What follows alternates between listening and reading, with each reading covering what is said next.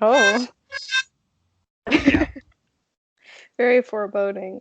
Welcome back to this week's podcast, your number one harmonica podcast. hmm This week's podcast will be brought to you by grocery store vacations and the right kind of mushrooms.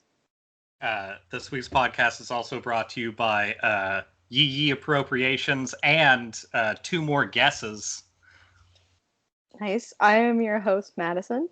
I'm your other host, Jesse James, and welcome to our conversational leftist mukbang. Uh, Yay. do you have anything to mukbang? Yes, that's so the things to mukbang is the majority of what I shall be talking about, Nice. Uh, which I'm really pleased with. But um, do you want me to just go ahead and launch into some of my things I have to eat today? Slash uh, drink. if that's your main thing, I can go first. Okay, I'll I let have you go. I have an update on coffee number 2. Mm. Some Spring Heeled Jack, uh, Black Phillip, uh, the second of 3 holiday coffees that I got. Oh, sorry. How will we know? How will we know if we don't? I gotta aerate it properly. Um, that's definitely the closest of both this brand and the smaller coffee companies I've had of like a pike roast. I would say it's good, but it's burnt in a way that you should probably mix it with stuff. I would still drink it black, but I don't like mixers as much. Uh, if you like dark roast, though, I would try out the Black Phillip because it is a smoother alternative to the like Starbucks grime roast, like the Grime. standard one. Uh, Nice. I have another drink of uh, let's say similar fanfare. So I got these a couple weeks ago. Uh, the instant milk teas, Hmm. but what it doesn't show as clearly is right under that 3-in-1. Oh no. It says just add boba, which I didn't realize till I poured it out of the package. Hmm. Uh, the How? flavor's good though. It tastes like a decent instant drink, but I think maybe it'll be decenter if I test out a little bit of this action and just Yeah. how that Yeah. goes. Most things are more decent when. Oh yeah, getting a little more decent there. Okay. Yeah, actually, that's real good. So that would be Nice. my suggestion with these is maybe use it as a dairy-like, I believe, non-dairy mixer, or very lightly dairy, so it doesn't curdle. Um, because now I have a warm, boba-less milk tea and sake, and that's pretty good. It's not bad. It would be better if there were little bobas, but it's it could be worse. It could be a lot worse. Yeah. Uh, I also have another drink for probably later on. Just a little for when the whistle needs wetting. Let's if I can find the worst way to say that possible. You Uh, did. Yep. yeah. I return of shrimp chips. Shrimp chips will never die. And then um, I made it's like a instant style sugar cookie. It's not very exciting, but I made more of the icing out of Mexican hot chocolate and pepper and stuff. So it's spicy. Uh, I just used more chocolate and more like cayenne and stuff in it. Mm, Hmm looks pretty good. It's pretty good. I made them to share with people who didn't get to try the cake. because this cookie also has marshmallows in it. Mm. But I think it captures the flavor of the cake pretty well. It's a little bit sweeter, which I'm so on. But the spiciness of it is good. But now I'm having to fridge the ones that I made for people because the plan was to carpool around with my roommate Nick, and that plan got waylaid by Nick's back exploding over the Oh, weekend. So he's fine now. Now that we're on Martin Luther King Day and a few days out, it's not so bad. But it was definitely not a let's go deliver some things to people kind of situation before. yeah, understandable. But I think they turned out okay. Hopefully, they will still be decent next weekend. Mm. How are the marshmallows keeping inside of that cookie? What texture is They're it just now? it's just part of the cookie. Okay. It's like not there's like a slight that weird flavor that Lucky Charms marshmallows have. Mm. Um, that's just sort of like a almost like a hotter tasting sugar. It's like a cotton candy flavor, uh, and it still has that, but it's not affecting the cookie in any way. Really, it's slightly sticky in spots. I guess that would be a difference. Okay, that sounds nice. I Yeah, could get down it's. with that. I would say it's at least as good as a really boring sugar cookie should be. That's a good baseline. I'm fine Hmm. with it. Pretty good. Lots of solid snack corner. Um, for mine, is that the end of your mukbang materials? Yeah, I think so. Unless something pops up later, it's always possible. Okay. Well, this is what I have. Um, I have a some slices of a thick Asian pear, um, Some and some kind of danju. is that what they're called? Is that another name That's for it? just a type of Asian pear. Okay, yeah. It's a real thick one. And then I also have this little sesame ball pastry, which I am still working to identify the filling. Can you Um, can you give us a closer look at that filling? Nice. My lighting is an issue. It kind of looks like it would Hmm. be an egg sort of thing, but Yeah. I'm pretty sure it's not. Uh, to describe the texture, it's kind of like the filling itself kind of crumbles and falls apart very easily. Okay. And it's almost got a little bit of a very fine grain to it when it's in your mouth. So I don't know what that is, but it's just kind of mildly sweet, no real significant flavor, You think but maybe like an almond paste or something? I know that. maybe, yeah, maybe something similar. Definitely not like I don't think it's almond because I like almond, so I think I would detect that, but Okay. it's just very different from anything I've had. But the outside of it is sesame ball, and I'm obviously okay with that. So, I I forget sesame ball pastries exist, and then I have them every once in a while, and they're like my favorite thing ever when I have them. Uh, incredibly underrated. yeah, I mean it's just a donut with better sprinkles in the end. Yeah, I would agree with that.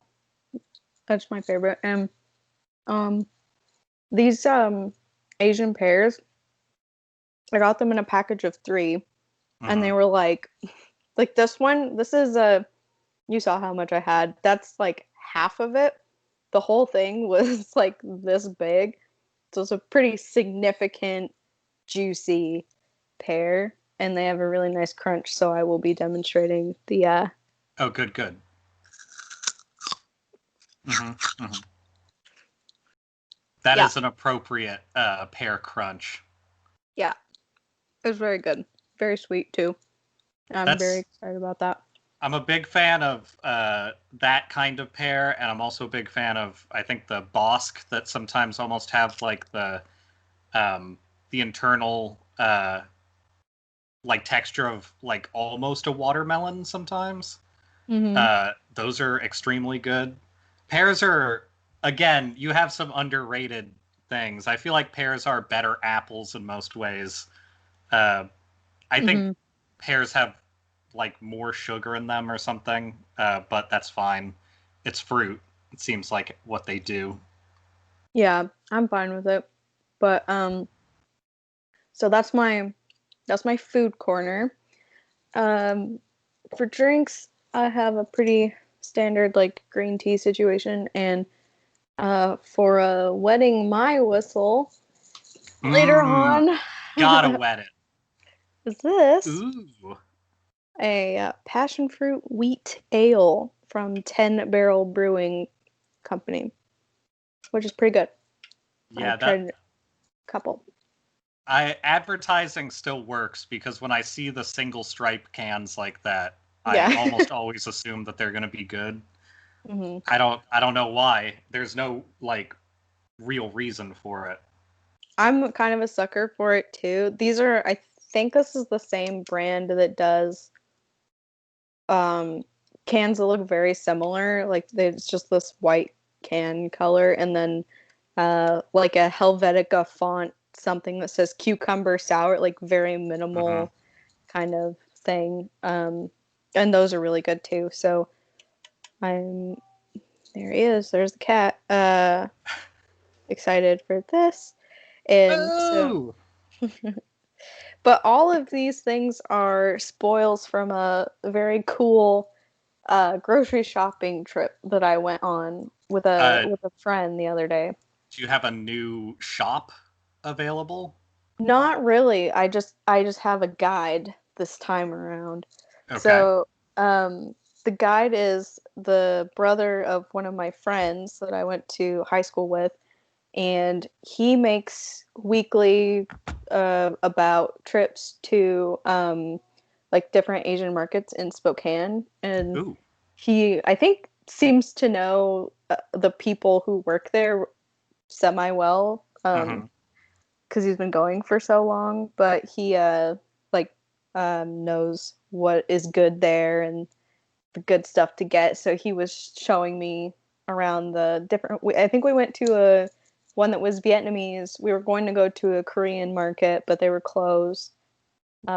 And then we went to Trader Joe's, the best Of uh, course. Asian market of all time. And um, yeah. Oh, he also took me to Total Wines, which I had never been to before. Um, I I can't remember if that is the place that I went to with a coworker recently. Because we have like it's either like Total Wines or Wines and More or some shit like that. hmm Uh, those stores are always good though. I had a lot of fun. It Is was that where those options that you sent pictures of came from? Yeah, yeah. Nice. I got some uh a pretty good haul of different varieties of alcohol that day. I got the passion fruit wheat ales. Hmm. I got a sake. Uh, what else? What else? I got a wine that was fine. Um, oh, and then most importantly, I got that macadamia liqueur. Yeah, So, that is the most important. mhm. That's just real good. Yeah, it was pretty good. I made like a coffee sort of cocktail with it the Hmm. other day, and that was really nice. But and I think I also got one other beer at a different little market. That's called the Rocket Market, I think, and it was a miso lager, which Mm. was very Yeah, interesting. you sent a picture of that. I was curious Yeah, about that too. yeah. I had never seen it before. But it was very good. It didn't taste like too strongly of miso to the Hmm. point where it was like gross, but there's definitely like an aftertaste. that was very good. But Okay. yeah, it was a really fun. It was like a 4-hour trip of just grocery shopping. And it's so nice because like I talk to you about food like once Uh-huh. a week and we get to have this time, but other than that, I don't have too many other people in my vicinity who are like as into this stuff as me. So, I think it's if valuable to have like actual people to talk about like shit like that with, not on a yeah. schedule. The like I've lived almost exclusively with roommates during my life, and that's one of the big benefits of it is that it may not be everything, but it's always finding that like good set of shit to talk about with people, and Yeah. that totally makes a huge difference in like quality of life day to day, just having like somebody to not be fucking stuck in your own bullshit. Yeah, and to show you the cool shit to get. Hmm.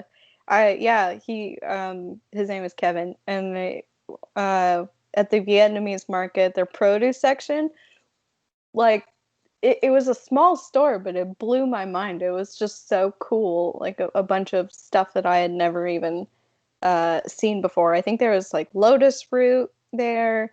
Hmm. Obviously a bunch of other stuff that I don't even know the name of. I saw he got green beans that were kind of like curly and also like this long. That was Yeah. really cool. And my mom had told me to get some rice noodles because she wanted to make um, pad ki mao, I think. Hmm. And I picked some like dry noodles up and I put them into the cart. And he looked at me and he was like, "Can I ask you why you picked those?" And I was like, "Oh, we're making pad ki mao." And he was like, "Come with me." And he he took me to the refrigerated section. And I didn't know this, but apparently the way they make rice noodles is just like sheets of it. Okay. And so, yeah, you can buy just a refrigerated package of like a folded gigantic rice noodle that you just like slice uh up and chop. that's that's when you get like the good soba and stuff like that, that's where Yeah. you get that shit too. Mm. um I thought I knew Asian markets pretty well, and then like maybe 8 years ago or something, I got introduced to like actual like smaller Asian markets around Seattle by some people, and yeah, that stuff's way better than like I still like Mm-hmm. Wajimaya and stuff like that, but it's very clearly like the almost like a grocery mall the way that they set that up. Yeah. Um, the place I used to live next to in Northgate, just like walking in, it was like you had moon cakes and stuff like lined up, and they had like some like standards for like weird American garbage. Like you could find Doritos if you wanted them or something like that, but that was like far away from their like intended stuff. They had just everything. I don't know. Finding a good store like that is super nice.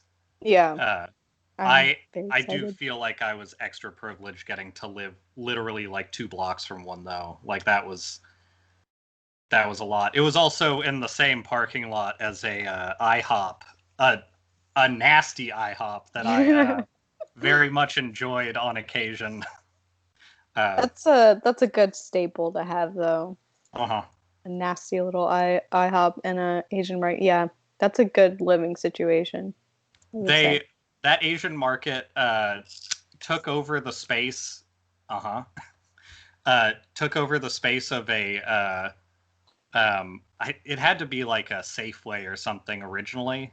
Mm-hmm. Um, so when I first moved there, they didn't have enough product to fill the whole store. So one chunk of the store had like half aisles, and they just had like a bunch of housewares in it of like random stuff that would normally be at like a Daiso. Mm-hmm. Uh, And then they started getting like they started getting hot pots and things that they would just stack up in the back. And I think I actually got people gifts there from like that weird section of stuff. But by the time we moved out of that place, they had built like I would say an ill-fated tiny restaurant in the front of it. That was just one lady who clearly wanted to make this restaurant and like was part of the family that owned the store. Mm-hmm. And it was just her and like one other dude standing at like a little booth sometimes, and you could order food from them, and they had like it looked like reclaimed seating from like the lobby of like a theater in the front. Yeah. And you could sit down to eat. It was pretty excellent. Very nice breakup of the like standard, like the difference between Safeway and like a QFC and stuff like that in this area. They may as well be the same store. It's just one is slightly more expensive. Mm-hmm. And having something that has like real interesting shit in it is excellent, especially when a lot of it is like things that are actually fun to eat as opposed to, you know, I sometimes feel I love grocery stores of all types, but I sometimes feel like Safeways and stuff when you walk in are just like apples and ground beef. Like there's just not anything that interesting to look for anymore.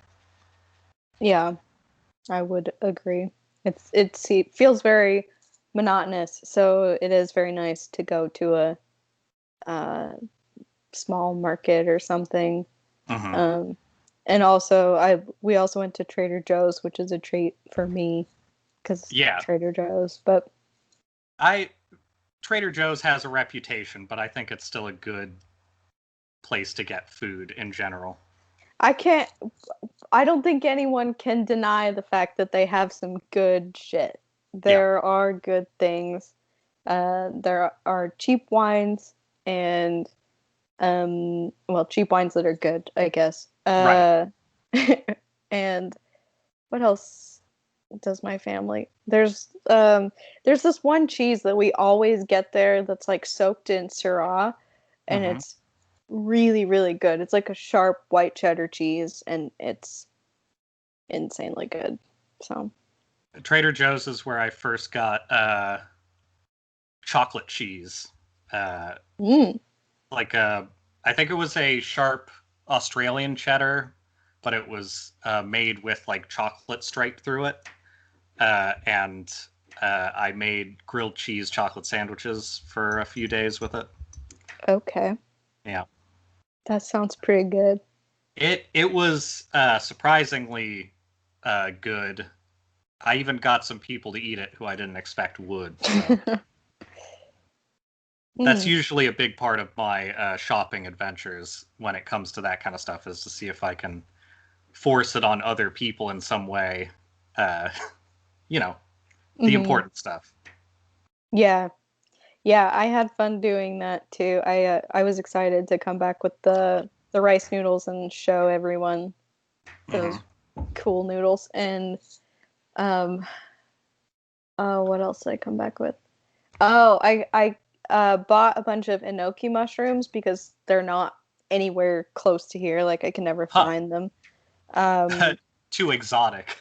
I guess, yeah. So there, yeah, there's no, we have like another small Asian market that's close, but there's no produce or anything there. So um, that is the closest I can get it. So I bought a bunch. I should have bought more, but I bought a lot and then froze some because I'm just gonna put them in like ramen and Mm-hmm. stuff. So the next day I made ramen for my dad and I. And he came up and I've made ramen before, but I had like all of the cool stuff. I had like eggs, like soft boiled eggs, and then enoki mushrooms, and I had rice cakes, and it was just like that is how ramen is supposed to be. And even my dad was like, that was pretty good. Mm-hmm. And I was like, yeah, it was. Uh, this might not be to your taste, but I made this a lot when I was working at Nintendo. If I didn't have any time to make stuff, so this is sort of how this came to be. If you want to try it, if you get the water, are you doing like stovetop ramen for this? Mm-hmm. If you get the water going, add the mushrooms in beforehand, and then fully spice it the way you want it with the mushrooms in, and let that like simmer for a little while, and then just do the noodles and like probably the soft boiled egg at the very end. Right. And that was one of my favorite versions of ramen for a while. Basically, just making like a light mushroom, like pho kind of thing, but Mm-hmm. using it as the base for it instead of adding the mushrooms to it at the end. Mm-hmm. Added a really nice flavor to it. And I think I was just adding like a tiny bit of salt and like a fair amount of pepper for like the seasoning, just so it accented the mushrooms. But if you or people out there want to give that a shot, mushroom ramen is extremely good. Highly recommend, especially enoki, because of the texture of them, depending on how long you cook them. I Hmm. prefer them just a little bit crunchy because Yeah. it's just like it's the best texture, and would be totally happy with replacing the ramen noodles in my ramen with enoki. I think I'd be fine with that. Hmm. Unless it was like homemade ramen or something. But yeah, that is, in my opinion, the right kind of mushroom is enoki. Hmm. Yeah. I like those, and I like I can't remember the name now. Is Anyway, it called like seafood? Is seafood mushrooms? There's another kind there called sea something. I don't think maybe it was seafood. I'm not sure, but I almost got them. I should have gotten them. I will um, next time. I like an oyster mushroom. I don't think that's what you Mm. mean though. Um, there's a lot of good mushrooms out there. Uh, my sort of brother growing up was big into like edible mushrooms, and had some books that were just like fucked with mushrooms. So many mushrooms. That's pretty cool. That's actually one of the destinations that the TikTok algorithm has taken me to Okay. multiple times is like mushroom TikTok or whatever. They're just people who forage for mushrooms and make Hmm. videos about it. And Are mushrooms are so cool. are like 90% of them from Oregon? Because that seems to It's be possible. where it happens. That was actually a sort of defunct art group that I was in. We were working on setting up a mushroom foraging uh, like project, like I a do like an know. art project. Uh, Mushrooms are, I don't know, they're very good.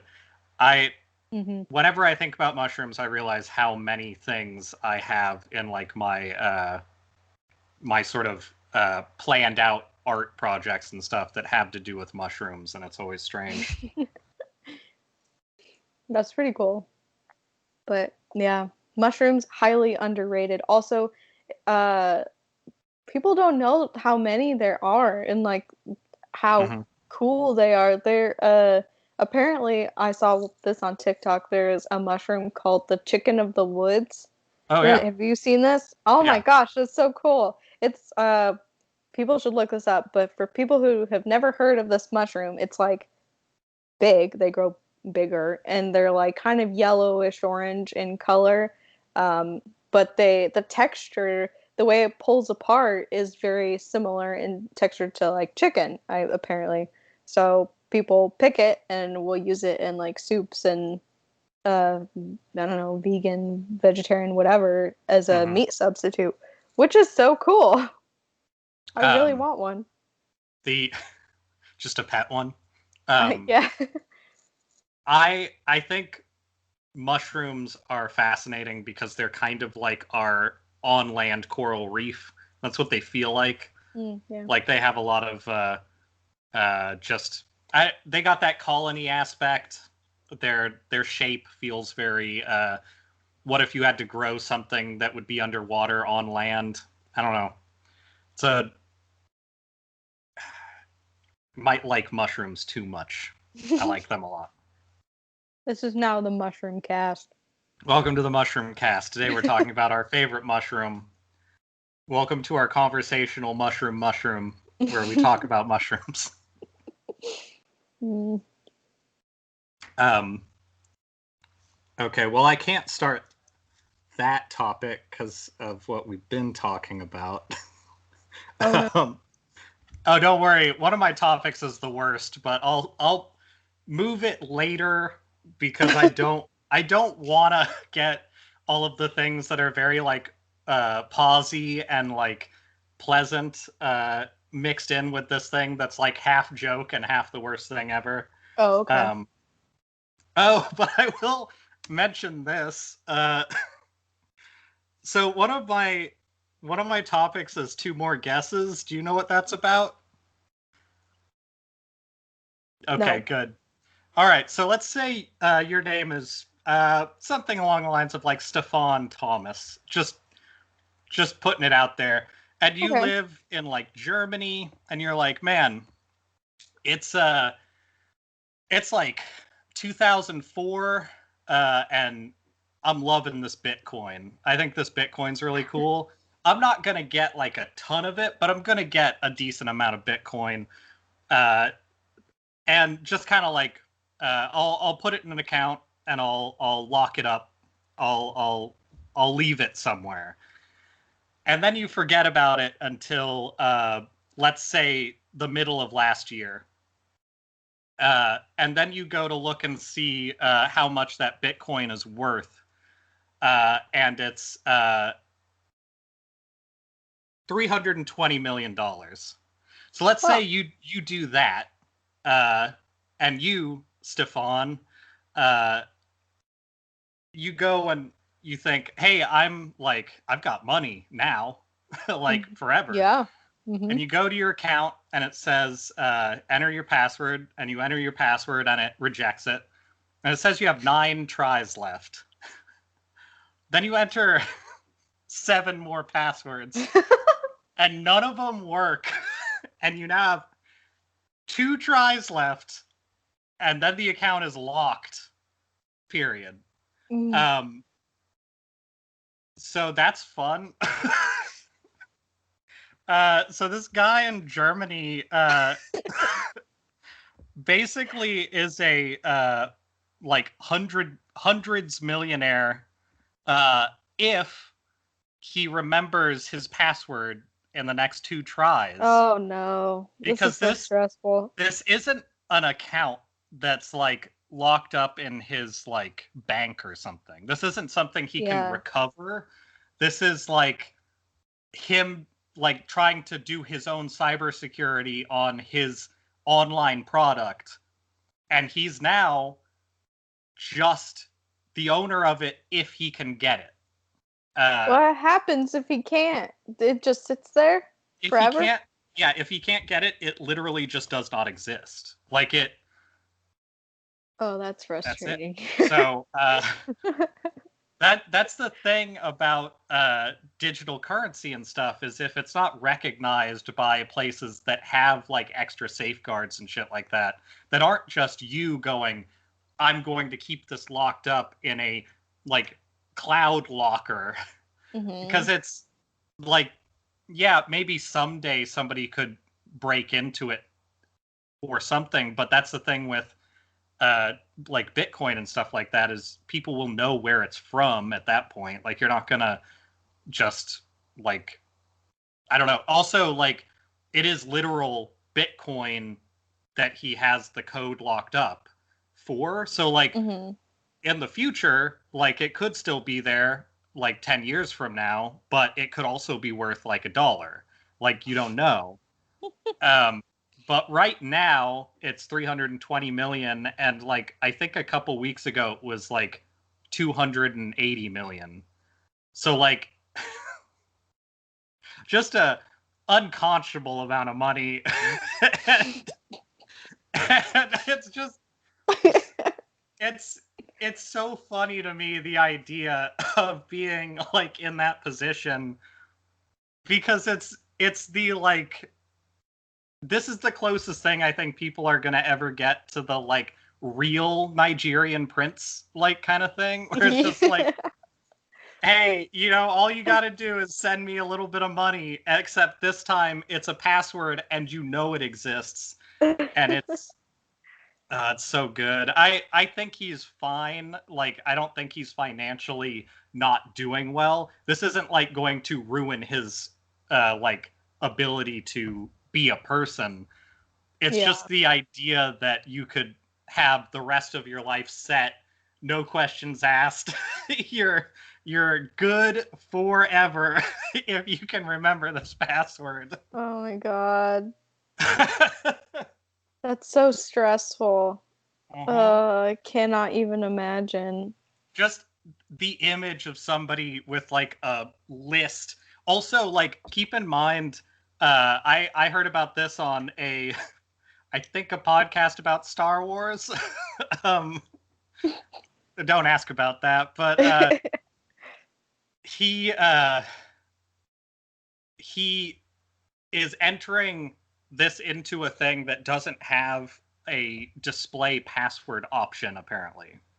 So Oh my god. he might have entered the right password already and just fucked it. Oh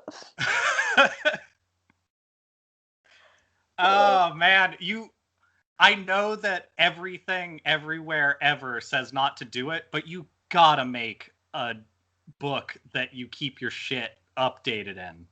If you have to have a physical version. Yes, it's like a security risk, but you have to be like responsible enough to keep track of that shit.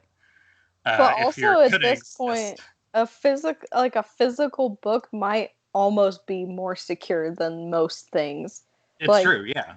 Just this is something that I need to do, because I just about every time I for some reason get logged out of something have to reset my password, because I just can't be bothered. So I have too many passwords, like most people, and I have like, I have a version of it that I can like see, like a hard copy, but I have that hard copy in code to a degree. So like, that's the best half step I can think of, is just like, I know what types of passwords I use, and I know like some amount of like the information I need. So I have a bunch of like, all right, if I use this letter and I use this symbol, I have an idea of what it should be. And then I just have to like keep track of the like bits and pieces, because I probably have like 20 passwords that are like ones that have been used on multiple things and change regularly. right. The internet was just a mistake in general. Like, the whole way that we use it is such a nightmare. But I don't think I disagree with you. also, roommate Nick, he doesn't work in, but he interfaces regularly with like cybersecurity, and and basically like systems that different companies use and stuff like that. And one of the things that he has noted several times to me is that the most archaic and worst systems are used by all of the companies that are the most important, because updating is the thing that they avoid the most, because it can potentially put things at risk. So as opposed to just spending the money and time to like, say, update a banks, according to what he's seen and according to other people I've heard reference this stuff, banks are sort of notorious for working off of like mid 90s Windows stuff, because if they update it, they have to update an entire infrastructure, and they're worried about having issues. Yeah. And it would cost a lot to make sure they don't. And it's just, my confidence in that shit is nothing, basically. Like, as I've mentioned before on this podcast, I believe, my account was stolen for the sole purpose of buying hot dogs in Chicago. So, like, it's not hard. You can just sort of, like, get in there and get stuff from whoever if you know what you're doing. And having the places that take care of our, like, most important, like, shit just sort of be like, I don't know. We'll just use this thing that's from before a lot of our customers were born. That's fine. That's fine. That's good. Yeah. Yeah, I found out the other day that like Wells Fargo, which is my bank, I'm like Oh, I'm sorry about that. doxing myself. Their passwords Wells aren't Fargo has doxed you already. Don't worry. probably. Their passwords aren't even case sensitive. Like you. So there's Cool. a tidbit for all you Wells Fargo people out there. Next time you go to type in your password, you don't have to be as careful. That's fucking ridiculous.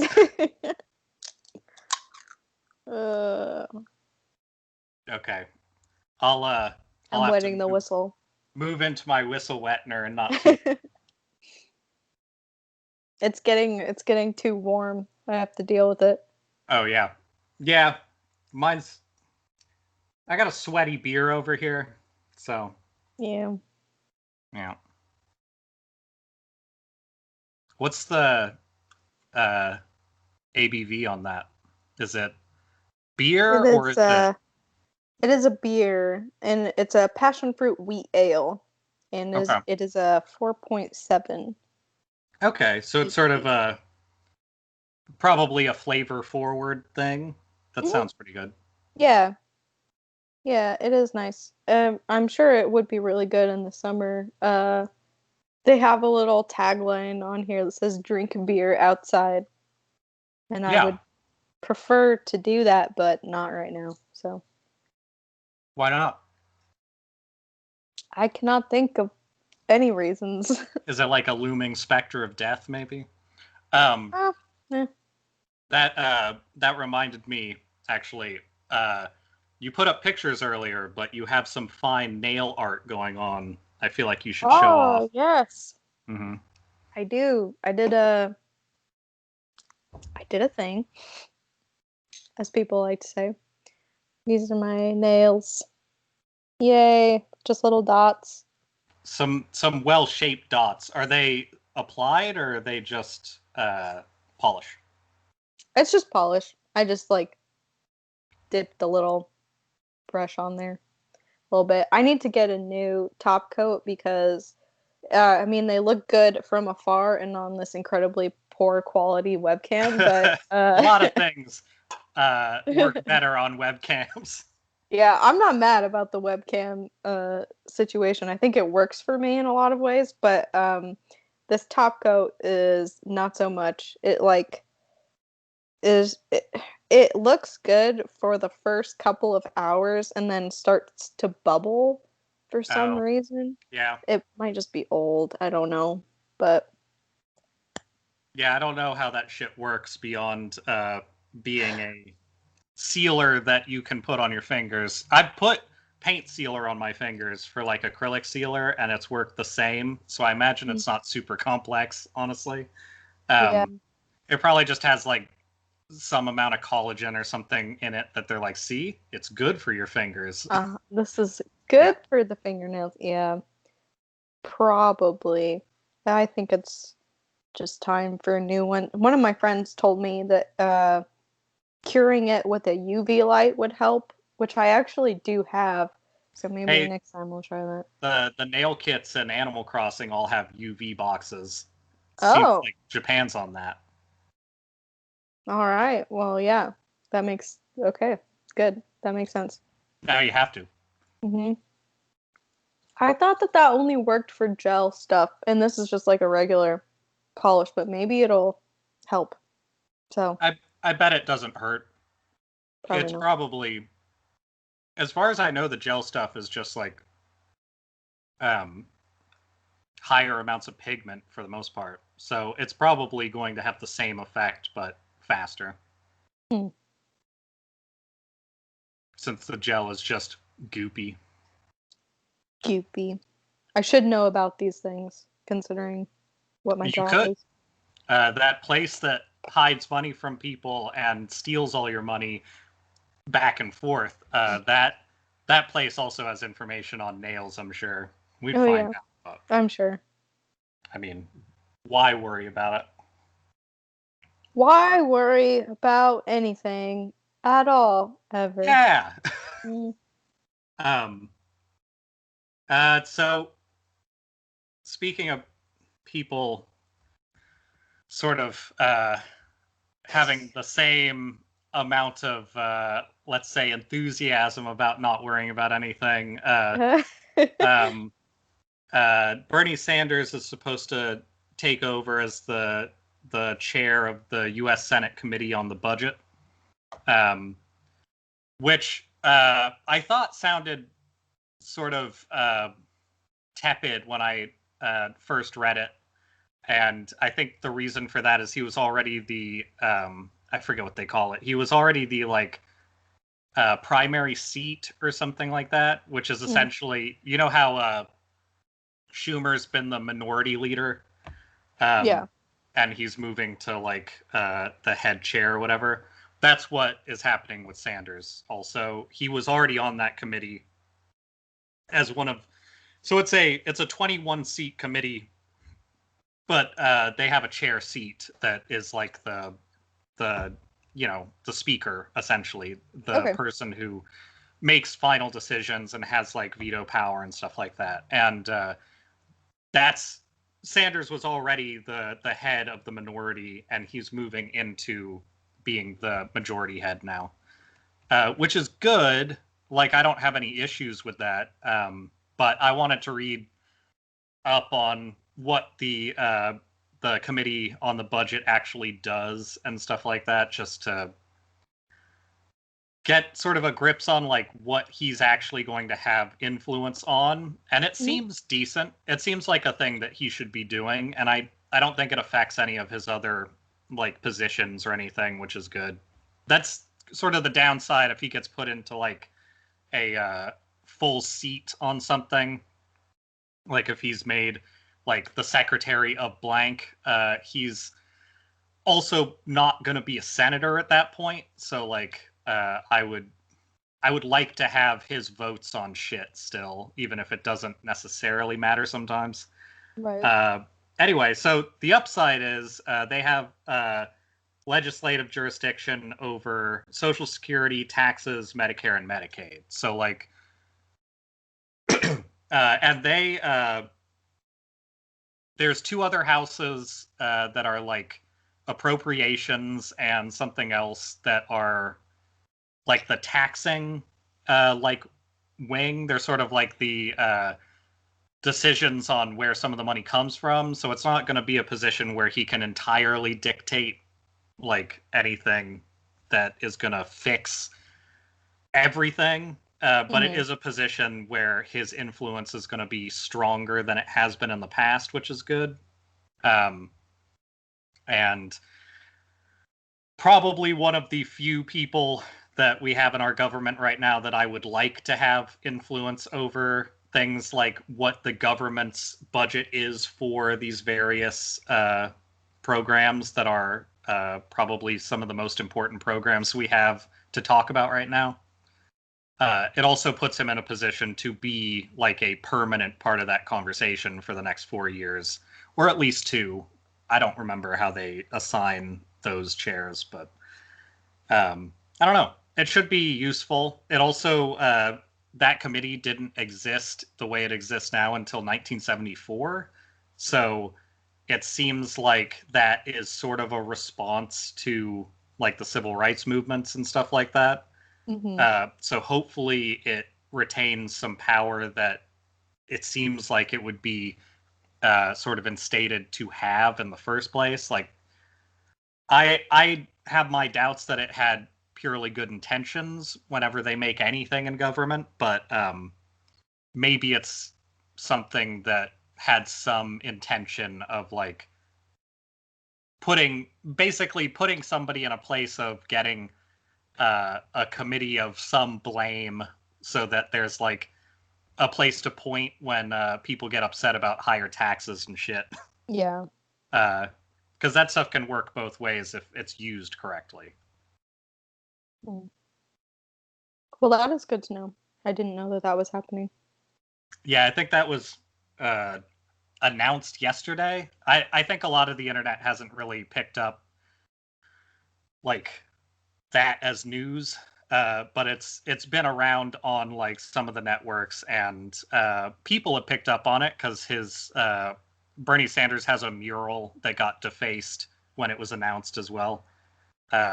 Somebody went and painted like a Pepe the Frog on it or whatever because people are anti-Semitic pieces of shit. Cool beans. Yep.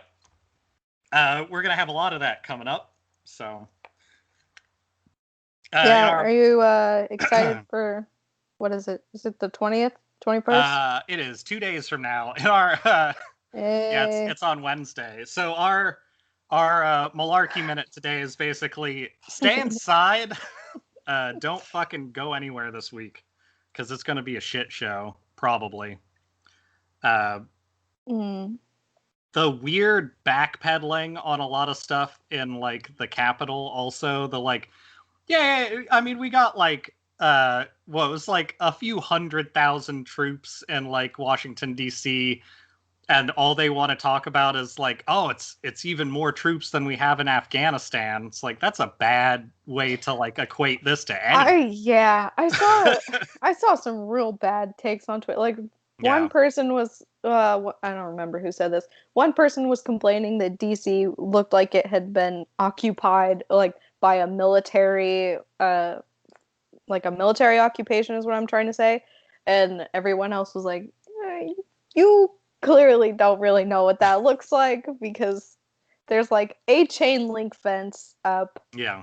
And some National Guard being deployed, but it's, not that. I mean, I've lived near military bases for most of my life, and when you see a fuck ton of like armored vehicles and helicopters and shit, it does catch the eye, but like that's sort of the whole country. Like that's not a thing that I don't know, unless you're, let's say, some privileged fucko that lives off where they don't have that stuff, then you could have that take. But also, I think the more appropriate response should be, is this what we've been doing to people? Like, you wouldn't think it's like, we should get them back over to Afghanistan. Like a crumb of self-awareness for the people? No, come on. Cannot be bothered. Self-awareness makes me feel bad, so I'm not gonna do that. Yeah, let's skip it. Let's not do that. One thing that is super shitty is that they are having to, or I've read briefly that they are shutting down a lot of the public transportation this week in DC for to curtail that kind of shit, like domestic terrorism, basically. Yeah. Which is sad that they have to do that because obviously they're screwing with the lives of people who rely on public transportation to go to their job. And like, what are they doing? What are they doing for this week? No one knows. Well, they're I think it's the green zones. I think that's how they're designating it, are like areas where you're only allowed to drive if you have business there. And like a lot of people work in those areas. And like, yeah, I didn't realize they were also cutting out the public transportation, but like, so you're just telling everybody, I don't know, get a ride, I guess. Like, you're obviously already like fucked over during the pandemic, so why don't you just get more fucked over? Who cares? We gotta honor this president. Yay. We gotta wait till the black smoke shoots out the chimney to see if he's got a cool dick or whatever. God, God. I know they're gonna live stream it. Obviously they're gonna do that and then like cover it through the news. But I'm kind of surprised that like the in my head the incredibly like liberal Democrat thing to do would be to not have an inauguration and to Right. do it just like over a stream or something. But Yeah, I just guess we can't do that. you can't bow to terrorists. Mm, Mm. yeah. Yeah. If anyone says anything about crowd sizes, I'm gonna lose my fucking mind. Somebody will, I I'm can't sure. do that again. I can't You have that you know who will say conversation something again. about crowd sizes is probably Trump. Yeah, but we won't hear about it. At least on one social network, we won't hear about it. We But will, but it won't be from him. Uh, be reposted from his. Also, like they banned him from Twitter, but he's had like vlogs and shit. His most of his internet living life. Like that's where a lot of the most atrocious things that he's said came from that people ignored when Yeah. he got elected president. Um, and I'm sure he'll do that again. Like there's nothing stopping him from having all of these like videos and stuff going up, and then everybody that likes him can just post all of his opinions on Twitter anyway. It doesn't really matter. Yeah, there is something a little bit even scarier about Mhm. that because the people that he is speaking to are already going to just go find him where he's at. And Yeah, now it's not that I think it should be, but now that it's not part of the public conversation, I mean, I don't go out of my way to watch Trump vlogs or right. whatever, so who knows what he's saying, I guess. Yeah, The FBI probably. there's gonna be less eyes on him overall, but like that's not always a good thing. Yeah. Yeah. Yeah, there are many sides to the whole deplatforming, and he really wasn't deplatformed, I guess, just off of Twitter. Skunky beer. They Hmm. That's how you there know it's good. there are a lot of cars in the Trump train, and they're all crazier than the last. It's like a Snowpiercer of QAnon idiots. Hmm. That's not a segue. I just have been seeing a lot of ads for the new series of Snowpiercer. Oh, I have not seen any, so. It looks fine. It's got a because of what's that fucking movie? The heroin movie, Ass to Ass. I didn't take Ass it to out for ass? air. Yeah, okay. Requiem for a Dream. Because of Requiem for a Dream, Jennifer Connelly's like her just her like eye line Uh-huh. is like I can't not notice it's her. And the way that they start off this Snowpiercer preview thing is just her eye line with like Okay. white sparkles around it, and that's like almost a scene from that movie when she's like high as shit. Um, and it's very weird having it. I don't know. Like I'm sure that they didn't necessarily do that on purpose exactly, but uh, it's a weird kind of visual callback to something that has nothing to do with Snowpiercer. Hmm. Interesting. I have I mean, not seen either Snowpiercer or Requiem for a Dream. So you should just double feature them. I'm sure it'd work yeah, out. Uh, you gotta end with Requiem for a Dream though, because ass to ass is how you want to like end your day. I am intrigued by your description of Mm. ass to ass. Well, it's a movie about I'm interested. the evils of drug abuse and how it destroys your entire life. So you can imagine it's probably a good Oh ending. It's also yeah. made by the guy who did Pie and what would be a more famous version of his stuff? I mean, he's done like the Tree of Life and stuff like that, but anyway, well known for being a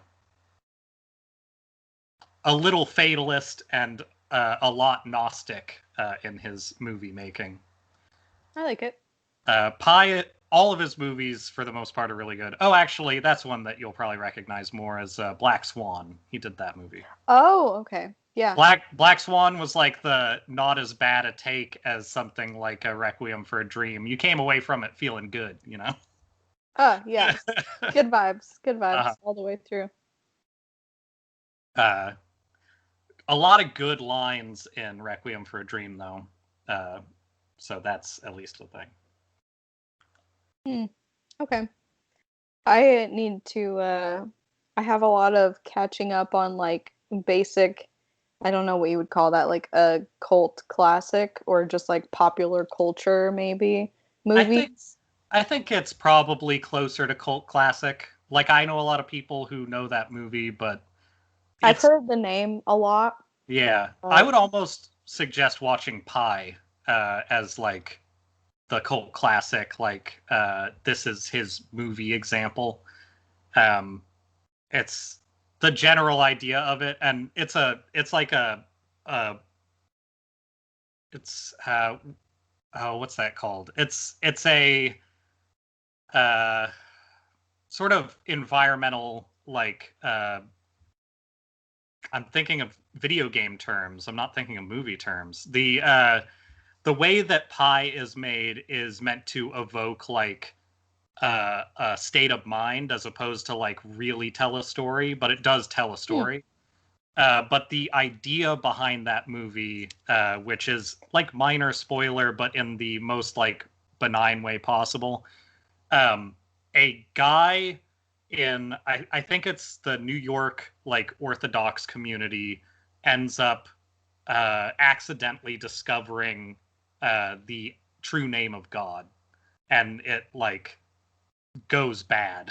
That's basically what that movie is, but it's like a black and white movie. Like it's all of the choices in it are made to like evoke a certain like feeling, and I think it's pretty interesting. But yeah, I would suggest watching that, but maybe watch it like don't watch it with your family, I guess. Okay. I've had a couple of shows like that recommended to me this week. Oh yeah? Like what? Yesterday I had like that extra horny British show on Netflix? Yes. Yeah. Yeah. Yeah, I've heard some similar things about that. Like, oh yeah, you're gonna want to see the pounding, but maybe watch it alone. But yeah, don't watch it with the people. Yeah, that was recommended to me yesterday by my friend during a virtual happy hour.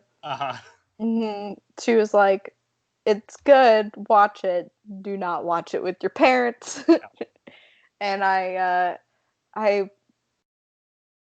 am 2 episodes in. Honestly, so far disappointed by the amount or the lack of smut that has happened so far. So, I know it starts with the smut, yeah. but it's a very like light, okay, but I'm now like into episode 3 and I'm like, where is the I was promised. So my understanding, and we'll see if this holds true, is that about halfway through the series, the story shits the bed, and the smut is like entire episodes.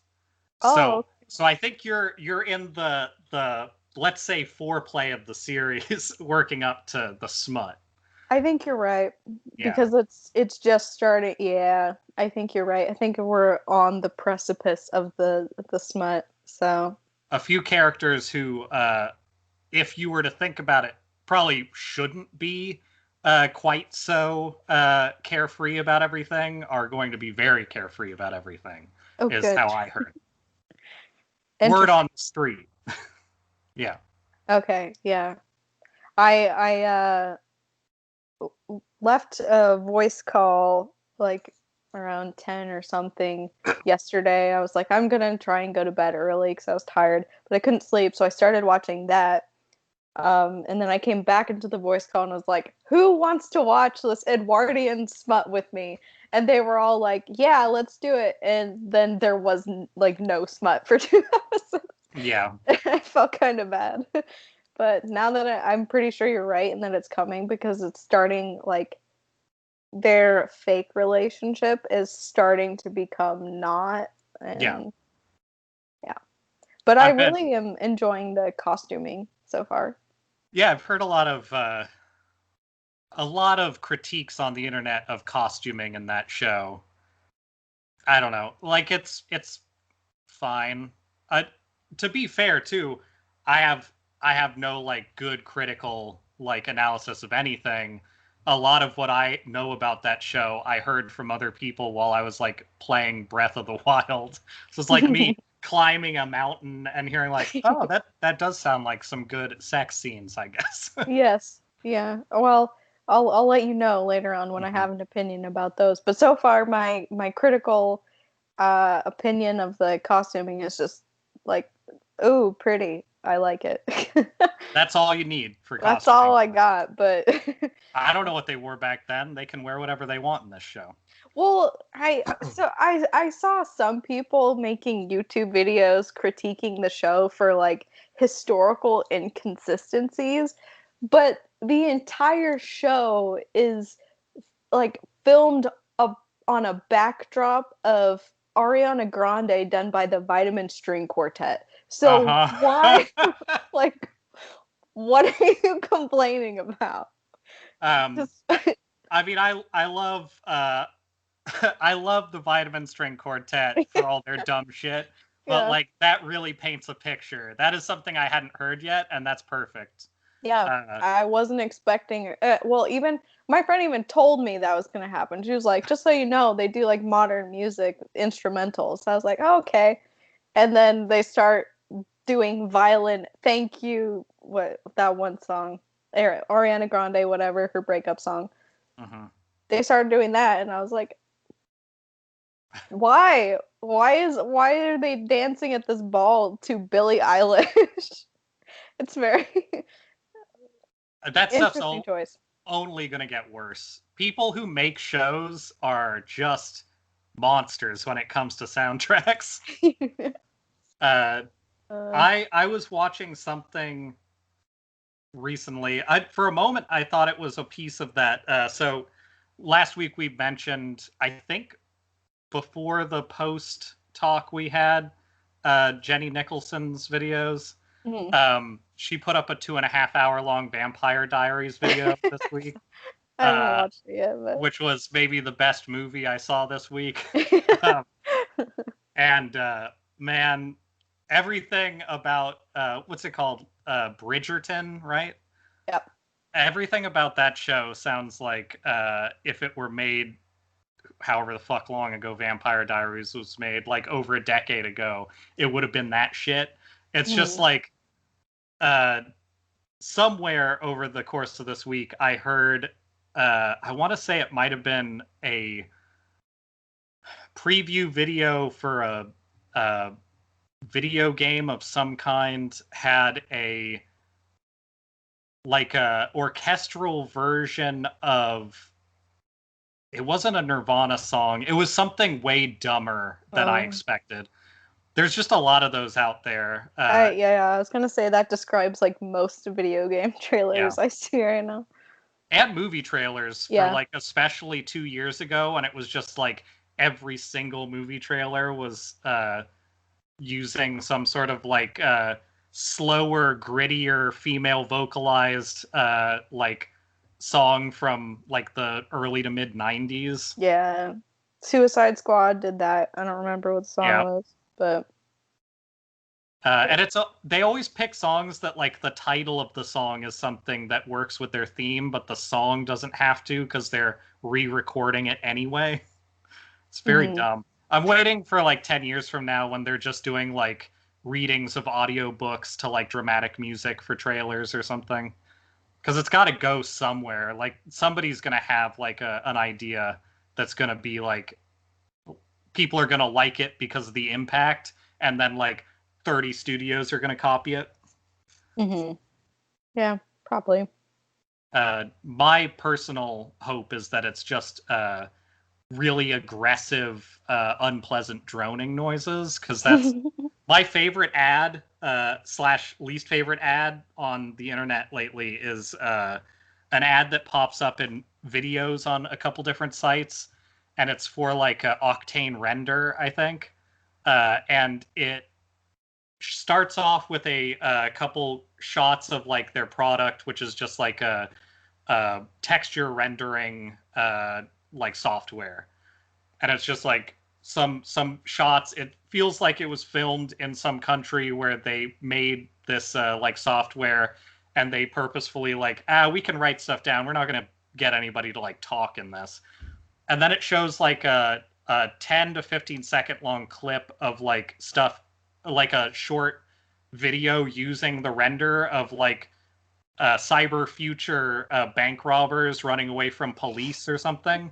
And then it just shows a whole like suite of slideshow clips and like short like videos for like 8 minutes of like, this is what it looks like when you light a whole bunch of triangles with it. What do you think of it? And that short clip, the first time I saw it was at like 2 a.m, like months ago.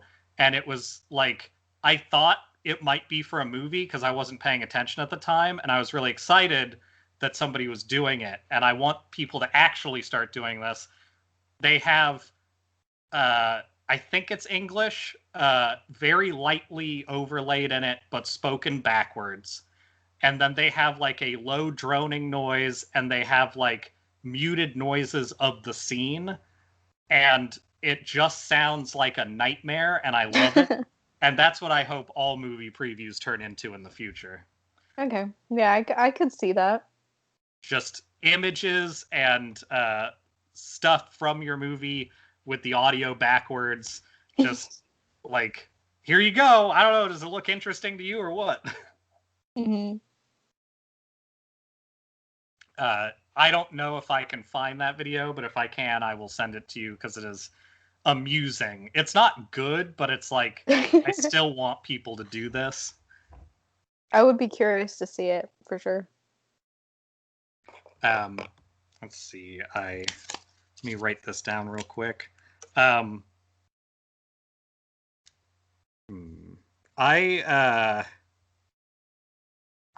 curious and sort of annoyed preemptively at how the middle of this week is going to go. Have you live out there in Caucasalvania or whatever? Are there any rumblings of like I don't Scary know, people doing scary things? yeah, you know, Not that I have heard. I didn't actually realize this until a couple of days after, but the same day that the Capitol thing happened, there were actually a bunch of protests here, like people doing that here too. Which protests, fine, whatever. But yeah, those protests have a tendency to be people who are also like carrying with the express purpose of like trying to make people uncomfortable, whether or right. not they'll admit that. So that's a little worrisome, but I haven't heard about anything in particular. I just assume that it'll be generally kind of insufferable Mhm. outside for a few days. Um, I think I think there is some sort of like compulsory that might not be the right word, but some sort of like Trump day or a day Yeah, during the week where they go and like everyone has their flags on their truck, or they do like a certain thing, or they drive around town, because it seems to happen like relatively at the same time every week, and there are a bunch of like douchebags with their flags going yeah. down like, yeah. There, that fucking caravan thing that everybody only seems to do on the right wing because they're too big a cowards to just put a mask on and go outside. Hold a fucking sign in front of other people so you can see who they are. See their face. Yeah, that happens. I think there must be a day of the week when that is supposed to happen for them, but they always congregate. Excuse me. They always congregate at the Texas Roadhouse at the end of the day. Cool. Really cool. So, how's the food over there? I've been there once many years ago, and I didn't really like meat back then, so I can't even attest to that. The rolls were good. I mean, they better be. The rolls are important. Yeah, they are important. They have good rolls, and they have like a cinnamon, honey, cream, butter sort of thing. It's good. Yeah. I don't have any gripe with Texas Roadhouse in particular, but it always bums me out when places become like focal points of things like that I can't tell if they want to be or not. There's definitely not a ton, but a few things in Seattle that I see over the years becoming like the hangout for certain groups. And sometimes it works perfectly. Some of the art hangouts have been like the best because it'll be like weirdos who happen to like get into the business of having a bar or whatever, and then all of a sudden like they didn't get to be an artist, but there's all these people who are artists hanging out there, and that's worked out really well for several locations. But then every once in a while it's like, oh, here's the what I think it's fucking Planet Hollywood or something is where the juggalos hang out when they come to the showbox shows. Like it's just the weirdest spots for like some of the groups that like show up for events and things like that. I know there's certain meeting rooms where like the furries will rent out during their nerd convention get-togethers slash it's not about fucking, you know, that kind of stuff. Yeah. Which it is. It doesn't take a genius to figure out that most cultural movements that are based around aesthetics have at least a little bit to do with fucking. Just a little, usually. At least a tiny bit. Like that fucking that weird exploitative art carnival thing where every time after I got invited to it and said this is a scam, and they were like, does this look like a scam, and sent me free tickets, and I was like, yeah. The free tickets that you get but only after you sell like 50 of them or whatever. They did send me free tickets after that. And the more I looked into it after that, not too much after we talked about it, but the more it was like, this is like, they're trying to get people to come in here and do work and like sex it up as much as possible so that they get like the highest amount of sales. And first off, they came to the wrong person because even my sexy art is not the same as maybe what they're thinking.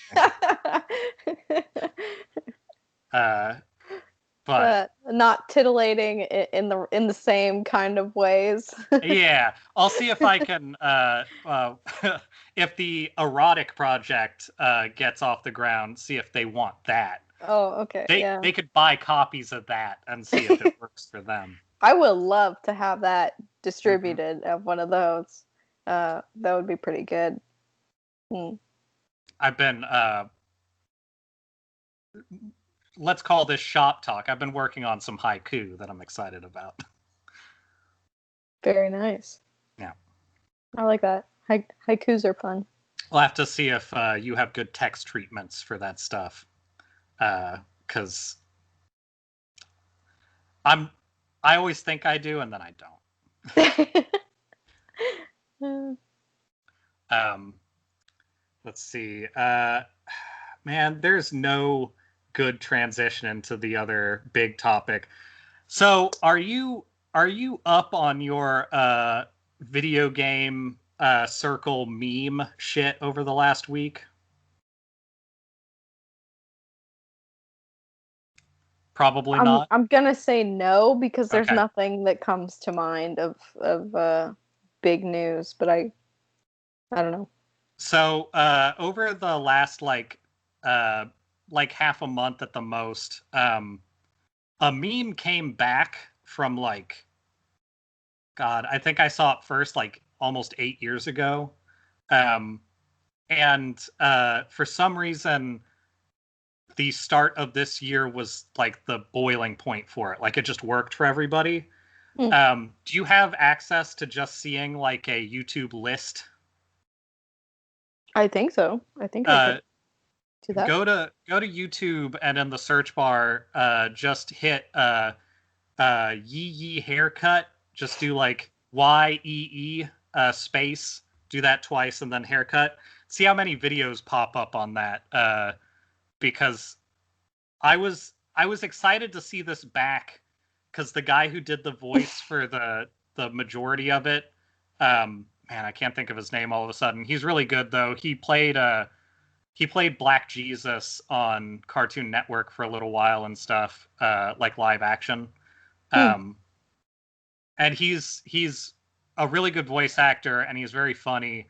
And um, this one set of lines that they did in Grand Theft Auto uh, just like blew up at the time a little bit, and now it's like just all over the fucking place. Okay, I think I found the original clip that you're talking about. Uh, so what happened a few days ago with that original clip is the guys who did the voice acting did the clip at like a house that looks exactly like the house in the game live, and put that up, and it was like it's after that it's kind of like dipped into the weird part of YouTube, Hmm. which is exactly what happens to memes, but it just escalated very quickly, and I think it boosted their careers like instantly, which is also awesome because they're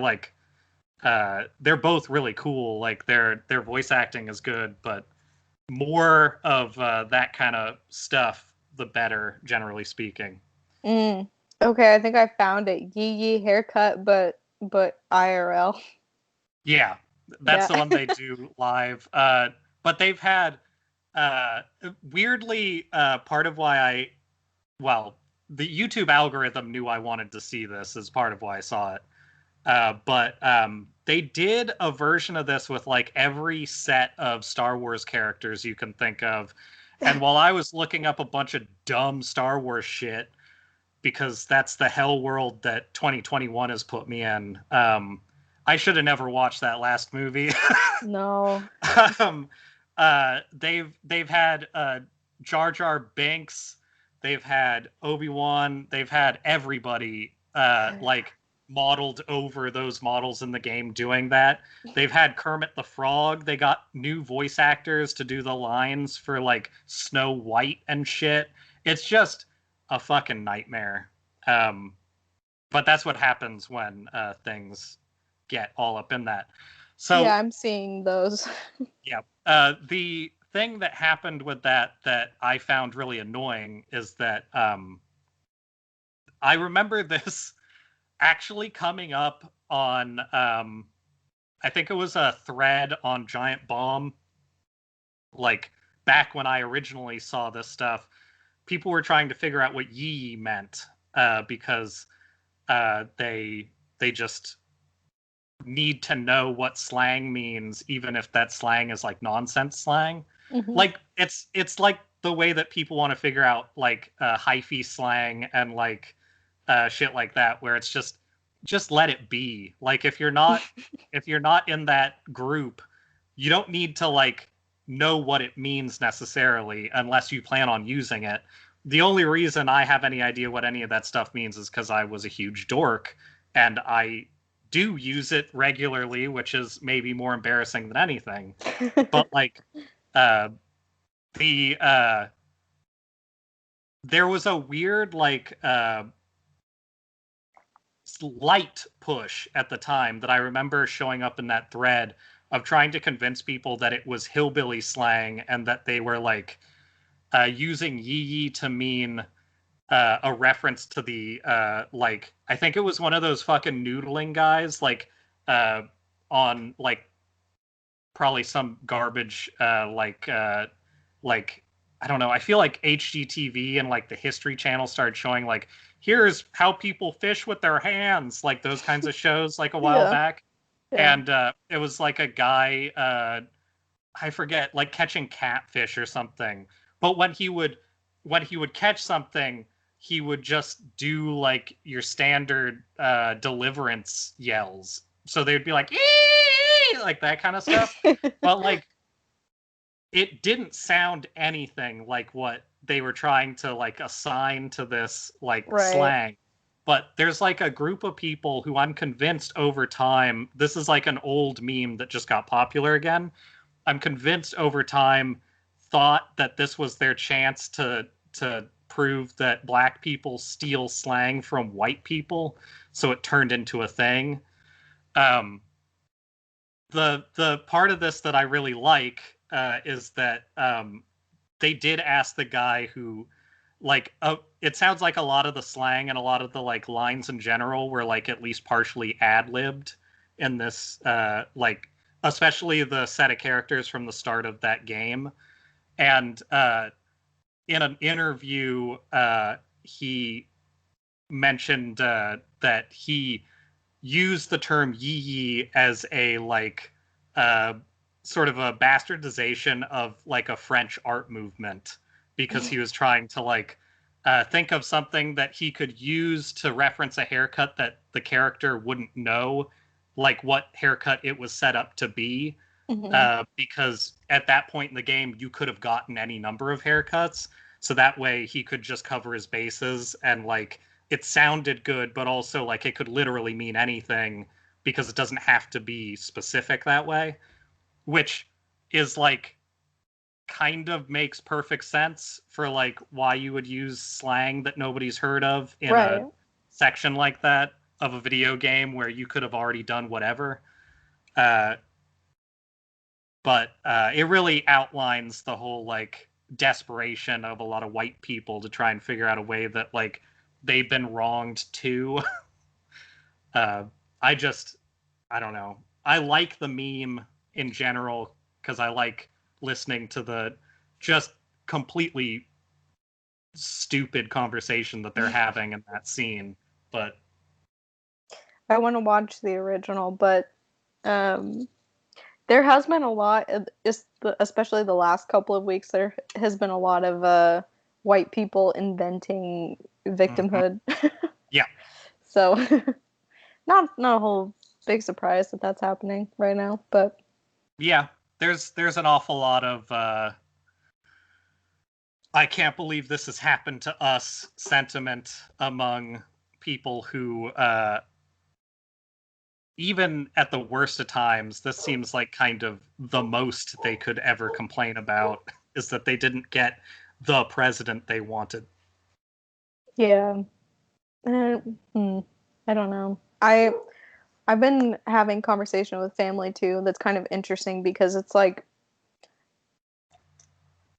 some, not just some people, a lot of people genuinely think that it was stolen or whatever, and I personally am never going to be able to No. disprove that. So I like people who actually believe that. I feel like I don't know what to tell them, especially when I probably agree with them about the way that some things go. Like, Hmm.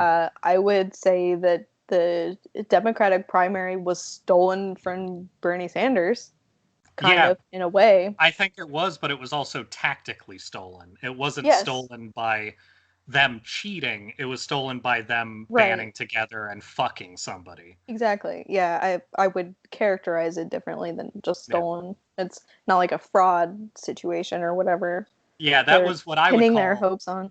a fully legal screw job, as opposed to what the ballot stuff would be. Right. And I mean, but for the people who believe that, you can't even, I mean, saying that like all of the court, all of the, his, all of the cases that he brought to court, I think with the exception of one or maybe two, um, were dismissed. And the one that wasn't had to do with like, uh, people not being close enough to see what was going on, Right. which would affect both sides because those people are like not there as a representative of like either party. Yeah. So, Well, and that was after arguing that they should have only like militia people in those positions, right. which is like, why can't we threaten them properly? Yeah. Um, Why can't no, it is frustrating, especially because it's a lot like the thing from last week. The last week I mentioned the Ricky Gervais stuff with religion, right? Maybe I didn't. I don't remember Ricky Gervais Okay. He doesn't often. I don't particularly like Ricky Gervais, but the why ever not? but he has good ideas sometimes because he's still, a person.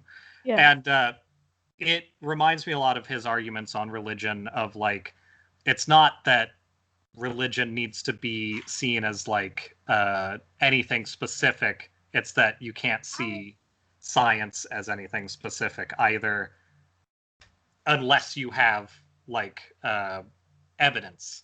Mhm. And the idea of saying things are not science, but having evidence against like your thoughts on it kind of means something. So like his example is like, well, one of the main examples is if there's like all of these deities over time and all these religions, being against religion shouldn't be disbelieving in one of those deities in one of those religions, kind of the way that they treat it with Christianity. It Mhm. should be you believe in like not our particular like religion. That should be how you contextualize it. But it's not treated that way. At the same time, if you were to erase everybody's thoughts on all religions, would you then be able to come to the exact same conclusions again? Because that's what science is. Like, those are the conclusions that we are coming to with like facts and figures. So Mhm. that's sort of the whole point behind it, is if you have these facts and figures, we know that they're going to be repeatable. Like, that's the whole point of hypothesis and conclusion and all that. Are you going to have that with religion? Because it, over time, it's shown that that's not the case. Mhm. And I think a lot of religious people, this is me, not like his argument, but I think a lot of religious people would argue that like people are fallible, they'll interpret things differently, but like that doesn't change the fact that like we haven't even been secure at any point on like what we think gods even are. So like how can we have some sort of like fact-based anything on that stuff? It's all what we feel, which is fine, but it needs to Right. be sort of taken in context. And if it stands against something that is facts and figures, we should probably go with the facts and figures, especially when it comes to trying to talk about how people are like oppressing others through not believing in their version of God or whatever. So Mhm. the reason why I'm bringing that up, though, is because I feel like that is, in a really odd, roundabout way, sort of how this whole election thing has gone. All of the proven versions of election fraud that we've seen, or attempted election fraud, are for right-wing elections. They're Mhm. for people in the right wing to get ahead. And all of the things that have been like talked about with the like Democrats cheating, like the Illinois stuff and all that, of like they found a suitcase full of ballots down by the river. Like that was literally a story earlier Yeah. this Yeah. It year. was. And like those things have all been explained, and like people know why that stuff has happened. They know why like those things exist. But because the mention of democratic tampering was ever brought up, now that's the story for everybody.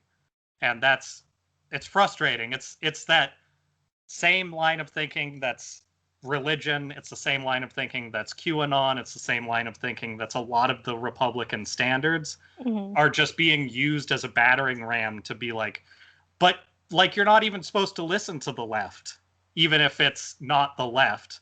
The fucking amount of times I've heard the term communist Joe Biden is disgusting over the last like month. Radical leftist Joe Biden. God Antifa damn it. super soldier. Yeah, he's juiced and he's Antifa. Yeah. On that note, the amount of times I've heard the term Antifa fascists is oh my god. angering. I still haven't like I understand the mental gymnastics, but I'm not going to go down the road of trying to put my brain fully in that position. But the whole like the Antifa and leftists, those guys are the real fascists, as opposed to like what then? Yeah. The fake fascist? Like I that thought process is very angering, but it's hard to present any kind of like there's no like real world basis anymore, I feel like, for anything, because you can say, oh, the cases were dismissed in court, all the actual situations of voter fraud were discounted or for Trump or for like right-wing people, and even then the response is just like, well, then like that's rigged too. Like you can't. How many people can you think of that would even have like as normal people, like day to day, not in government, not any of that stuff, would go through the trouble of trying to do anything that would infer like wrong ballots? Like, I don't know what people would plan to do. It's like money counterfeiting, where it's like, yeah, you could technically, I guess, find a way to maybe make something that looks vaguely like money, but like, what are the chances of people doing that and having any payoff whatsoever? Right. And the consequences of doing it are so dire that like, if it's gonna happen, you kind of have to assume it's a government thing. And like there's just every time it comes up, it's not the left. It's not centrists or the left doing that shit, because they know if they get caught doing it, all their moral garbage arguments go out the window. Like the centrists can't claim that they're like all about the rules and being fair and all that stuff if they're cheating, and the right wing can do whatever they want because God told them to. So like they're kind of the only people who tend to do that shit. Yeah. It's a fun dichotomy. That's not an argument anybody can really use, because nobody on the right is going to listen to that argument and go like, you're right. It is all about believing you're right even if you're wrong. But it's kind of true. Like that's just sort of how the groups work. Also, in looking at a lot of this stuff of like how committee chairs work and things like that, it really is in stark focus how our system is only set up to have two parties ever, which is really stupid. We need at least three, but I would say we should have like 5 parties if we're going to get anything correct done. Yeah, I saw some girl's video the other day where she was talking. She was from I might have actually mentioned this on the last podcast. She was from Germany, and she was talking about their different political parties there. in relation to America's political parties, and she was like, it makes everyone in Germany laugh when anybody calls Joe Biden a radical leftist because we have like four parties to the left of him. He would be like a dead centrist, if not like slightly to the right in Germany. Yeah. And yeah, I think so much of the I I mean obviously the whole like radical leftist thing doesn't really mean anything anymore. It's just like fear mongering. Right. But I wish our education system was good enough at all so that people had any insight into other countries and other government structures and parties. And like I don't know anything about different parties in Europe or how that works. Like I didn't Yeah. know any of that. The only bits I know are from like Australia and like the UK and stuff, and it's only from like having looked up things about the US and then seeing people talking about like this is stupid. Mm-hmm. Like it's literally just like links from things about how bad the US politic is in general. But uh yeah, I don't know.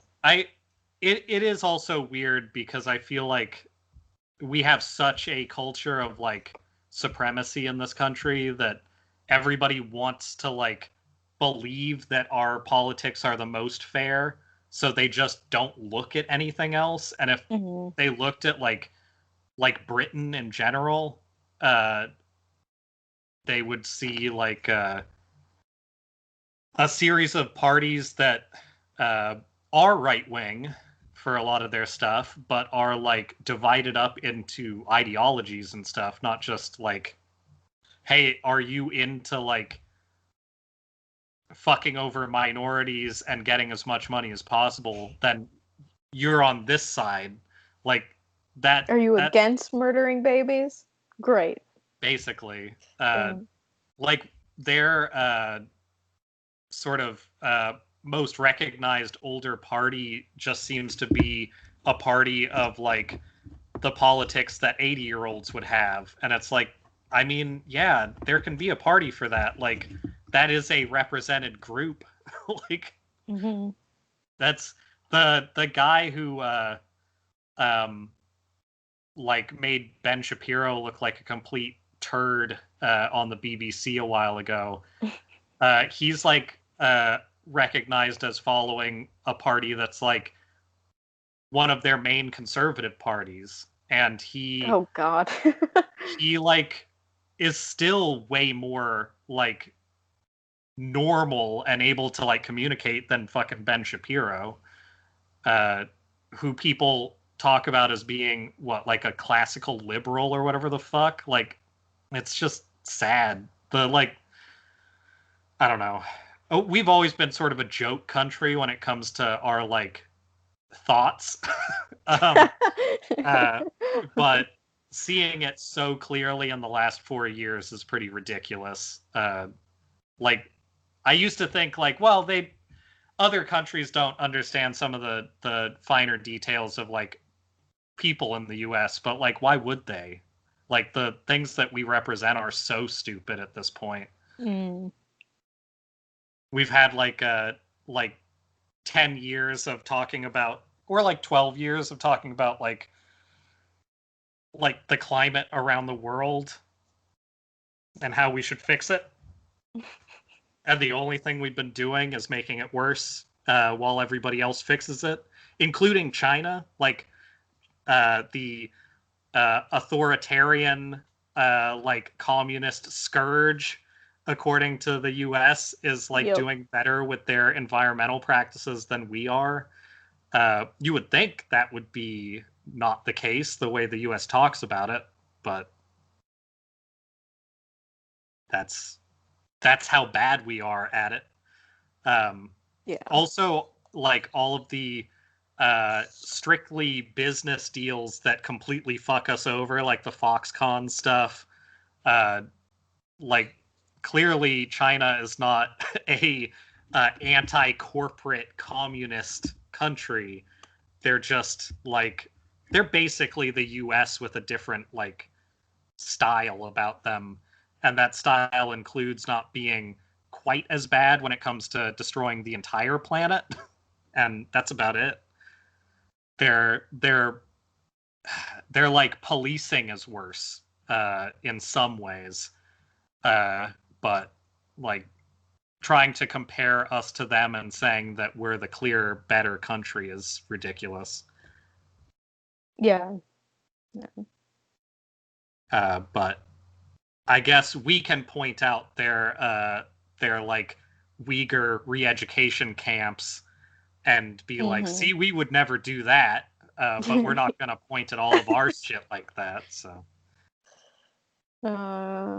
ours are good American policing done right. We've got all these giant prisons full of people that we're re-educating, but they're all different colors. They're mostly not white, but they're all different colors. Like, no problem. It's totally fine that like thousands of kids will like never be reunited with their families again because our border is safe. Yay. Don't worry about the water in Flint, Michigan. That's not actually like a big deal. It's just like entire chunks of the country that don't have drinking water. Anywhere else in the world, you would point to that and be like, I can't believe they've done this. And anywhere else in the world, and your church would launch a mission trip to go there and build a well or something. But yeah, we can't do that here. Can't take pictures and brag about that on Facebook. So no. You can't have a bunch of like grass huts with white people with fanny packs and t-shirts standing outside if you're in Flint, Michigan. Jesus Christ. Yeah. I'm very jealous of your mukbanging today. Good. Although sesame balls a little bit old at this point, I need to reheat it. Nice. Well, I guess I'll get on to something that I can't tell if I'm excited to talk about this or not because it's gross. So was that not the horrible thing? Oh no. Oh. Okay. We're on the like getting into the last hour here, so I can. You saved the worst for last. Yeah, well, I don't want to like chase people away with it. If they're not down. So what I wanted to talk about, and I think we've talked about this in a few different ways in the past, but this is sort of a thing that I always had little bits of information on in different places from different people, but I never really looked into it that hard because like it's not something I wanted to look into that hard. But it's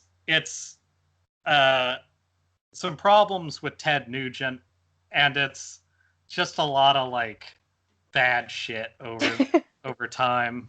Oh boy. This got brought up while I was sort of rolled into a birthday sushi thing with some folks. My roommate had his birthday like the end of last week, and so there's a lot of issues with Ted Nugent.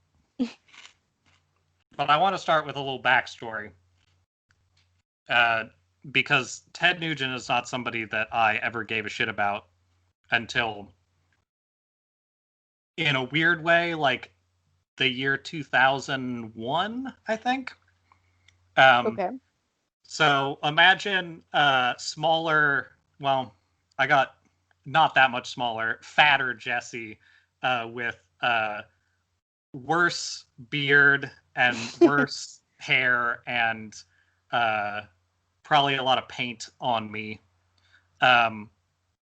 Sitting in my my room at my parents' house and listening to cassette tapes from all the biggest hits of soundtracks to movies. Wow. And yeah, it really paints a picture with a cat probably. And there were two tapes that I remember having at the same time because they were both movies that I think came out in like the year 2000 or something. One of those tapes was from I want to say it was the 2000 version of That Darn Cat. And the other was the soundtrack of Godzilla movie, the American Godzilla movie from the year 2000, which introduced me to some degree to what I think it wasn't an introduction to a lot of the bands that I liked, but it was a Puff Daddy song was on that tape, a bad one. A Jamiroquai song was on that tape. Nice. A Rage Against the Machine song was on that tape, I believe. I should actually, real quick, I'm going to look up these two albums and see exactly what was on them, because I remember it being like, even in school, like in class at the time, I remember being like, this is embarrassing to talk about. So I know it's not great. Let's see. Okay.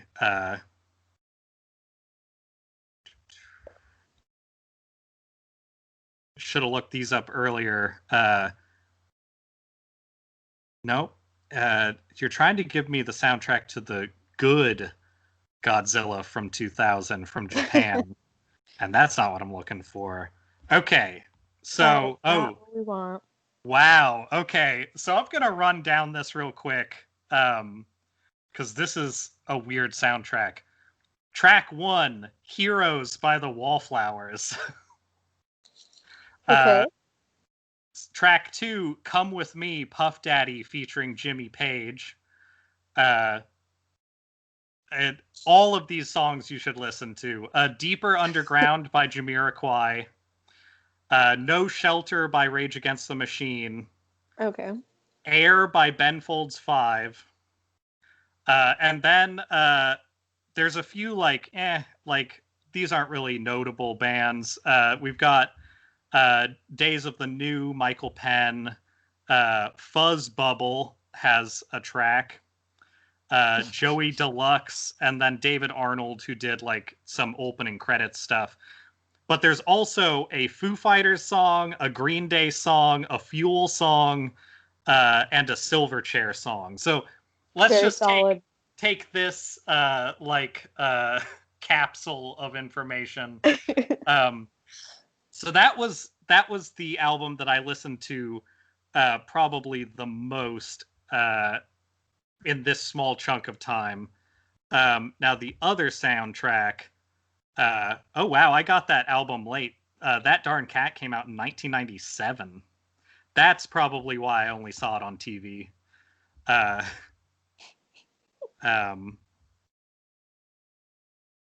Let's see what's on this. God, terrible.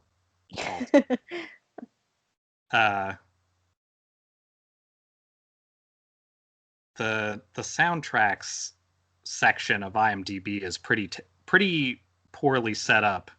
Are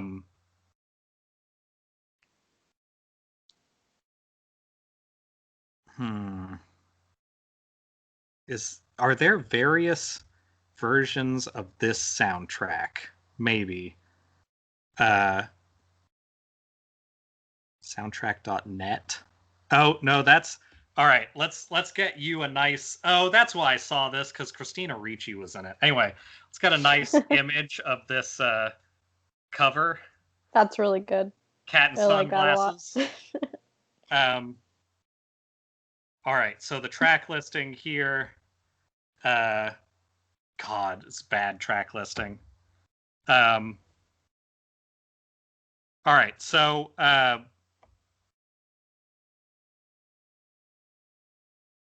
interesting. This doesn't list a song on it that I know was on it, because this is the first place I heard this song.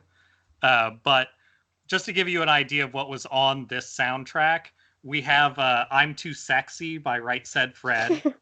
That was on it. We've got the one of the versions of "Help Me Rhonda" by the Beach Boys. We've got a "That Darn Cat" the song, which is a like Nice. whatever the fuck that is. But one of the songs that they had on this soundtrack was "Cat Scratch Fever," which is a Ted Nugent song. And at the time, that was the only thing I'd ever heard of Ted Nugent. Mhm. And I didn't understand. I got him mixed up with like Twisted Sister, I think, because they were both bands that like existed when I had no concept, or I think they were like popular in the 70s or some shit. Like it was old ass bands that young ass Jesse had no like concept of, and they were the kind of music that like I liked bluegrass, and that was about the most country I went. Mhm. But when it came to like country music, and this kind of stays into now, country music or like arena rock style stuff, all the like the staples of like a country station on the radio, like that's I kind of can't stand any of that stuff. Yeah. Uh, like bluegrass and like Mexican like country like folk, that's about as close as I can get to like country music of any kind. Um, anyway, so Cat Scratch Fever is a song that probably shouldn't be an artist, let's say, that's on a kids movie soundtrack, period. And that's kind of what I'm going to get into a little bit. But also, like, in going through, so I'm just going to sort of tip into what I got going here. I've got like 10 plus pages open on my phone of Ted Nugent lyrics. um, Cat Scratch Fever could be worse, but in context of his greater body of work, I would say Not good. maybe not the best intentions behind that. Um, he's got an extensive body of work. Yeah, his music starts up in '74, and Cat Scratch Fever is a song from. Let's see, what album did that show up in? That was the album with "Bite Down Hard" in it. Uh, uh, yeah, that's even worse because looking at the progression of his songs by year, that might be an even greater indictment of the way that he made this stuff.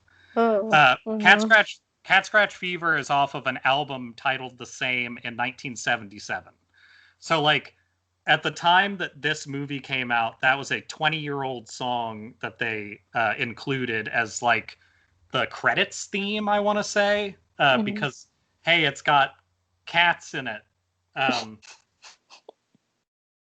anyway, uh, so I'm gonna go over some of his lyrics. I think most of the controversy for Ted Nugent in recent years has been he's like a major gun advocate. He did a lot of really threatening things while Obama was in office. Basically doing stuff on stage and like on the internet and publicly that would be with Trump perceived as threats to the president directly, but with Obama, you know, they Just fine. consistently did like lynchings and effigy and stuff, and people just kind of ignored it, which is always cool. I like that they pick and choose that much. But he, I have I've not seen the video of this, but I've heard a story about him doing a live show where he did a lot of like pantomiming automatic weapons shooting at Obama and stuff like that. He also got investigated by the Secret Service for direct threats to the president that Nice. were like serious enough for people to be like, we should probably check this out. So like it's not nothing. He has been pretty vocal and pretty racist, even though if you were to say look up his Wikipedia entries on stuff, it has a lot of language like some people interpret this as racist, which is like, sure. Yeah. No, it's very racist. So a lot of people are sort of in tune with the sort of right-wing garbage stuff that he does. That's kind of like just right-wing stuff at this point. Racist, into guns, into like no taxes. He had a bunch of like I don't want taxes kind of stuff. But he's got another, let's call it a picadillo that the right wing seems to have a lot of. And it is related to his life and music. I'm just gonna preface this by putting in the information that he adopted one of his girlfriends or wives. I read some stuff and it was sort of inconclusive on what their ending status was. They did break up later. He adopted her so that he had guardianship and so that anything that they did would be under his purview and not her parents.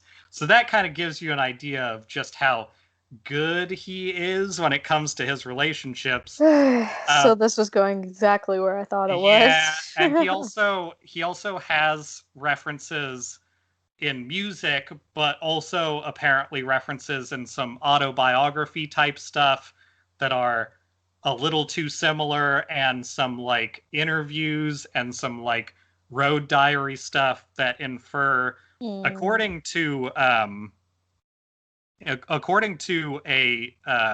look into it that HuffPost did in 2016, includes accusations of having sex with a 12-year-old. One of his songs has direct references to a 13-year-old, and then, of course, the more famous adopting somebody to bang. He also is very into the family values campaigns and the right wing, which of course he is. I'm not gonna read the lines that they put in from one of his songs because I think it's better if we go through it a little more chronologically than that.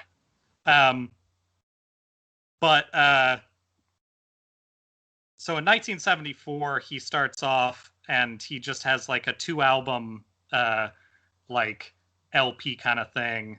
And he has a song that's like sort of like dirt country, I would say. Just sort of your normal, like, it's called like the Great White Buffalo, like self-aggrandizing kind of garbage. Mm-hmm. And then like a pseudo-romantic song called Sasha. There's not really any red flags other than like, oh, it's a shitty artist kind of stuff at that point. And then in 75, he puts out like a more complete album. I don't know. Like, I'm going to go through a lot of his titles first because I think that's useful. So his first album, self-titled, starts with the song Stranglehold. If you're familiar with like sort of album language, there's always like a starting track.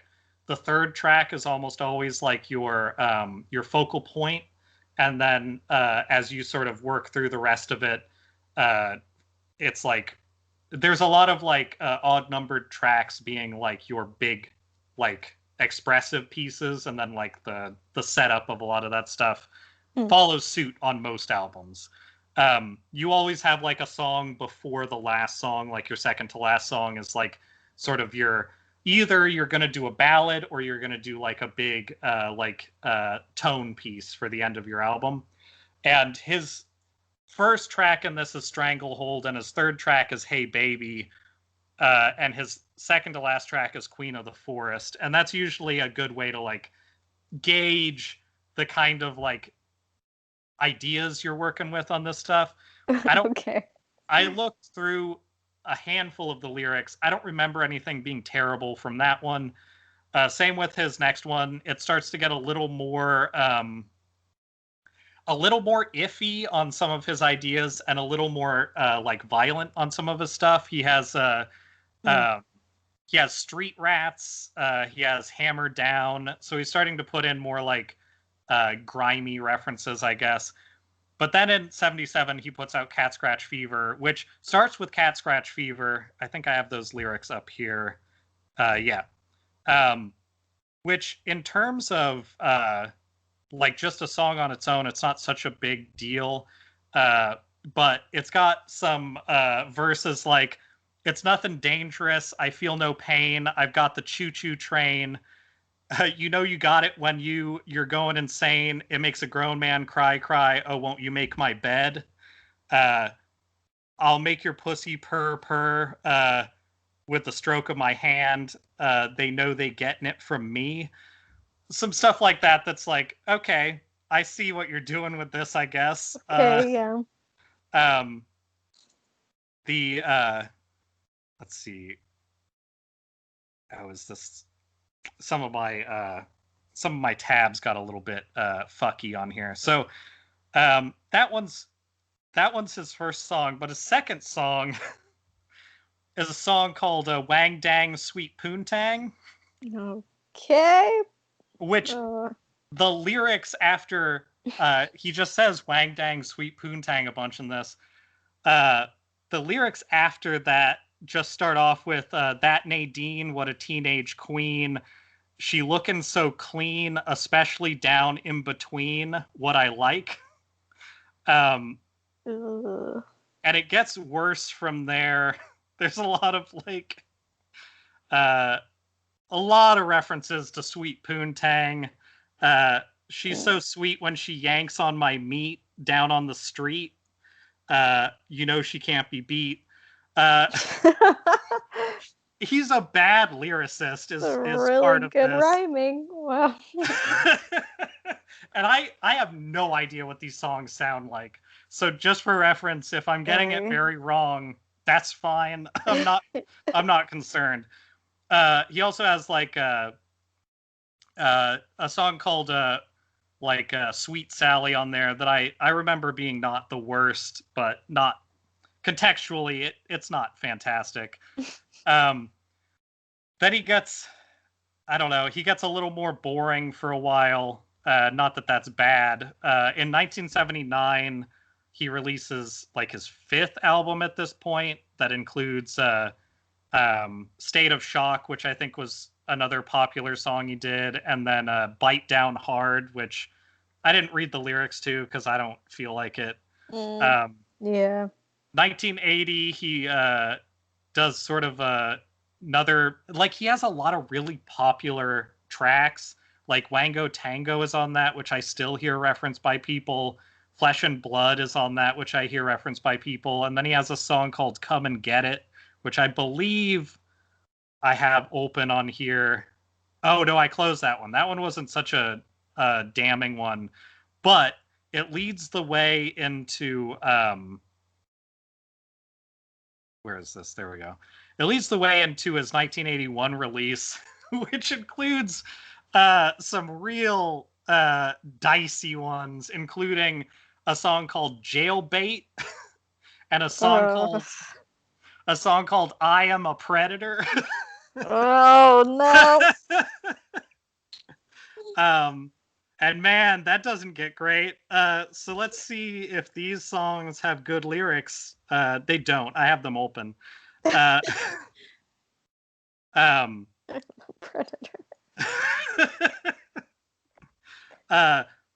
Jailbait in particular has the lines like, well, I don't care if you're just 13. You look too good to be true. I just know that you're probably clean, which is a weird fucking throughway in his songs. He talks a lot about the cleanliness of children. Yeah, I've noticed. And there's one little thing I gotta do to you. Yowza. Don't like that. Don't like that. He has a bridge that's just, it's all right, baby. It's quite all right. I asked your mama. No. Yeah, No. maybe the worst. She's young, she's tender. Won't you please surrender? And then at the end, he has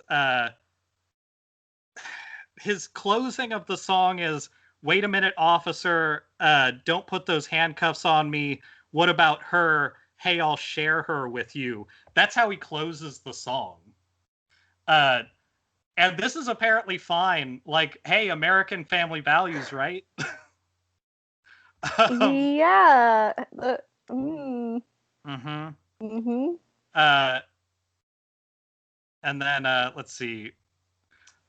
It basically, so the point of this, beyond just being constantly amazed at how popular this dude still is, while being an actual predator, as in the I am song a predator. "I am a predator" lets you know.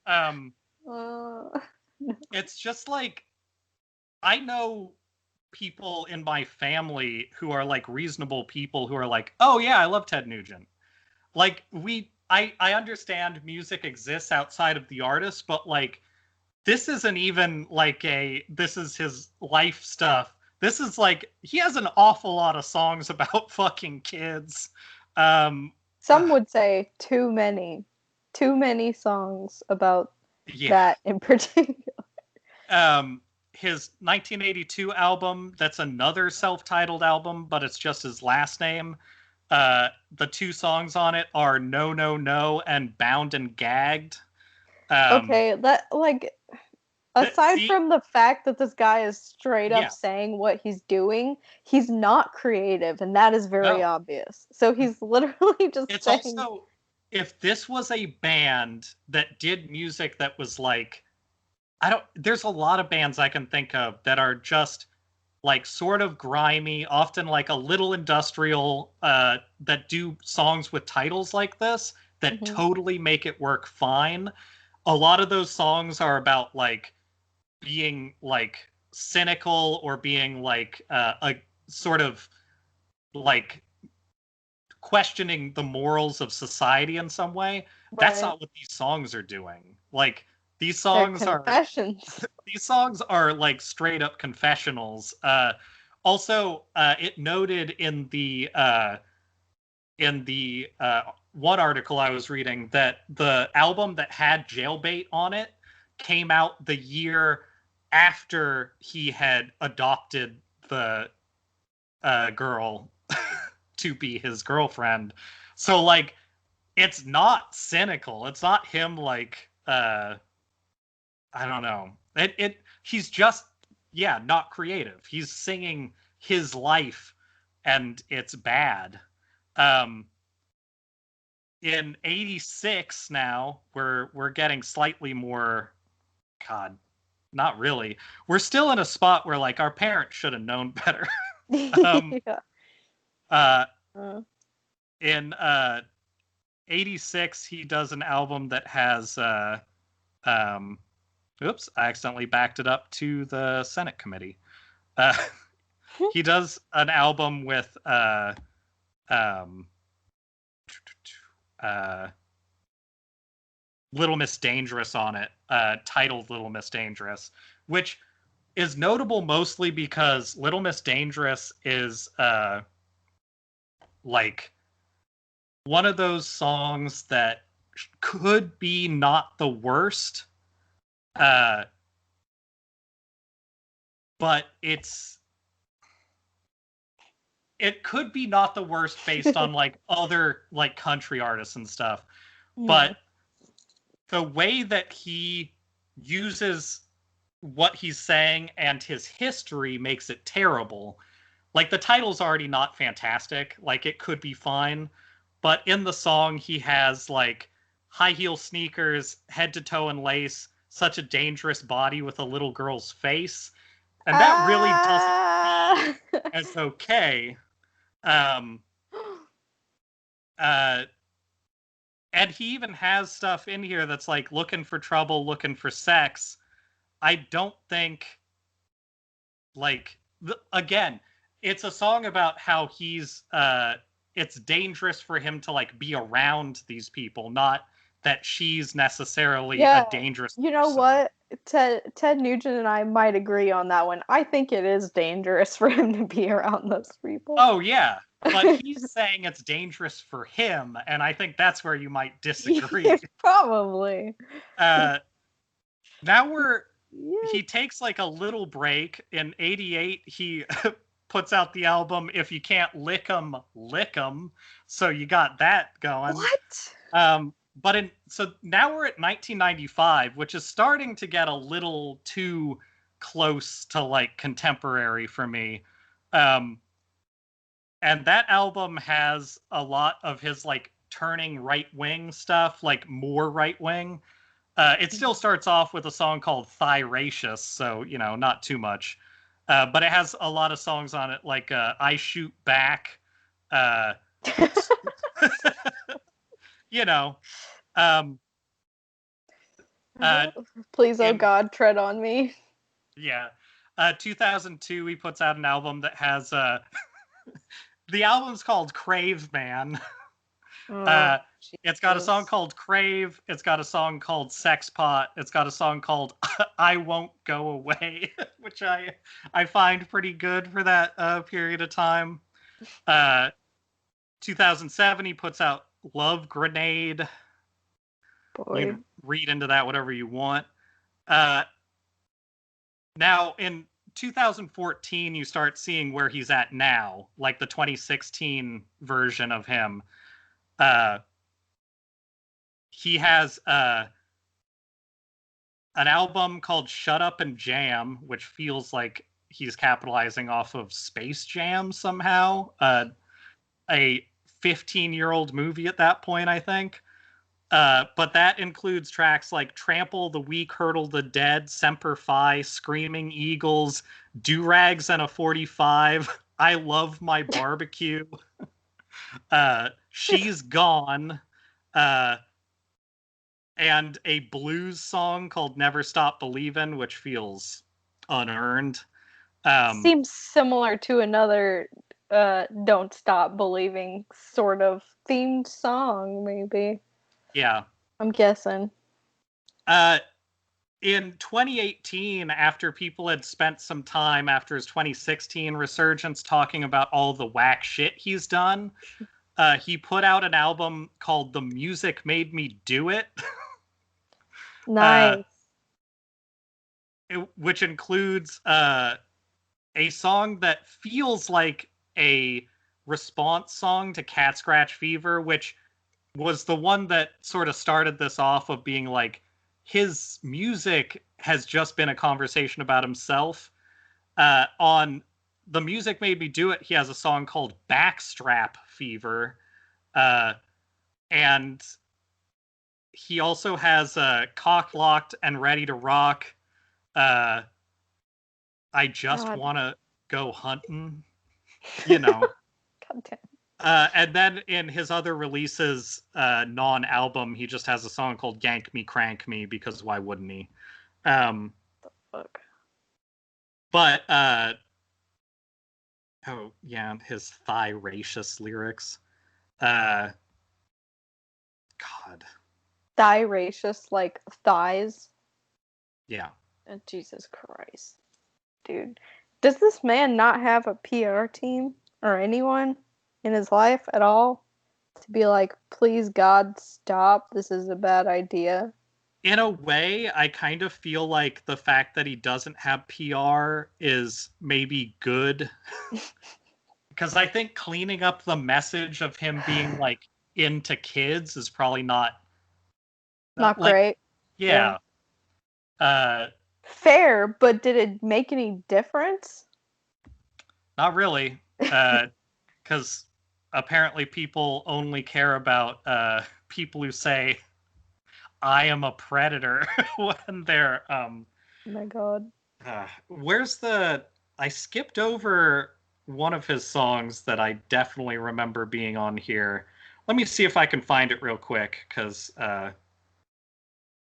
that one I remember being another not the best. He has more music than he should, I'll say that. I would agree with you. This sounds like a lot of albums. for someone who literally wrote a song talking about bad things that they did that you Yeah. should be in jail for. Yeah. Um, I wonder that would be really weird if they somehow didn't include this set of lyrics. Uh, but I didn't see it on there. Um, but yeah, it's online if you look for it, and it's from an album that's listed on that list. This might be one that they just didn't include because who knows why. So on that Love Grenade album, he also had a song called Girl Scout Cookies. Oh, no. Yeah. Um, so, God. Yeah, this one's pretty rough because in context, the lyrics, I like to eat my Girl Scout cookies. I like to eat them all night long. That coconut just drives me wild. I get my cookies fresh from a child. What? um, so, you know.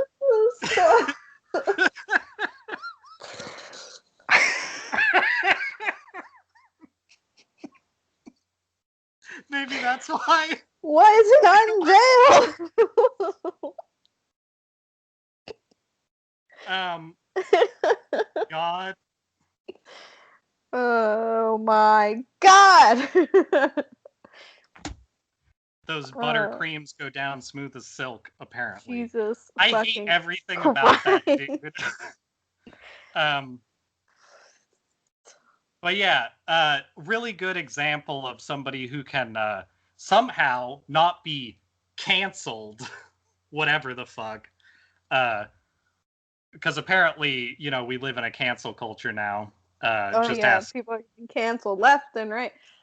When I hear things like this, many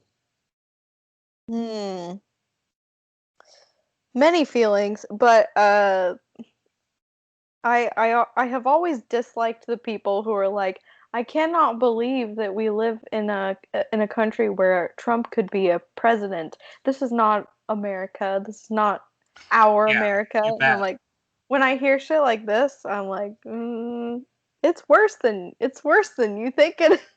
It's so much worse.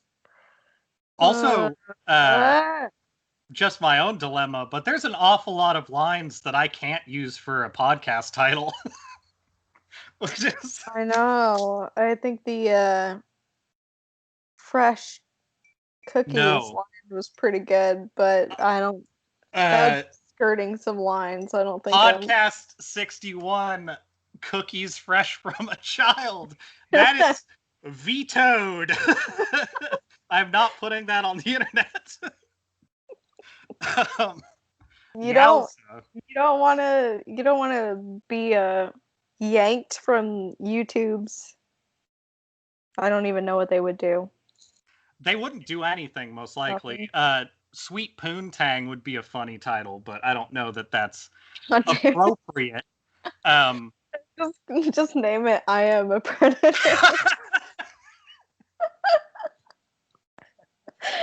God.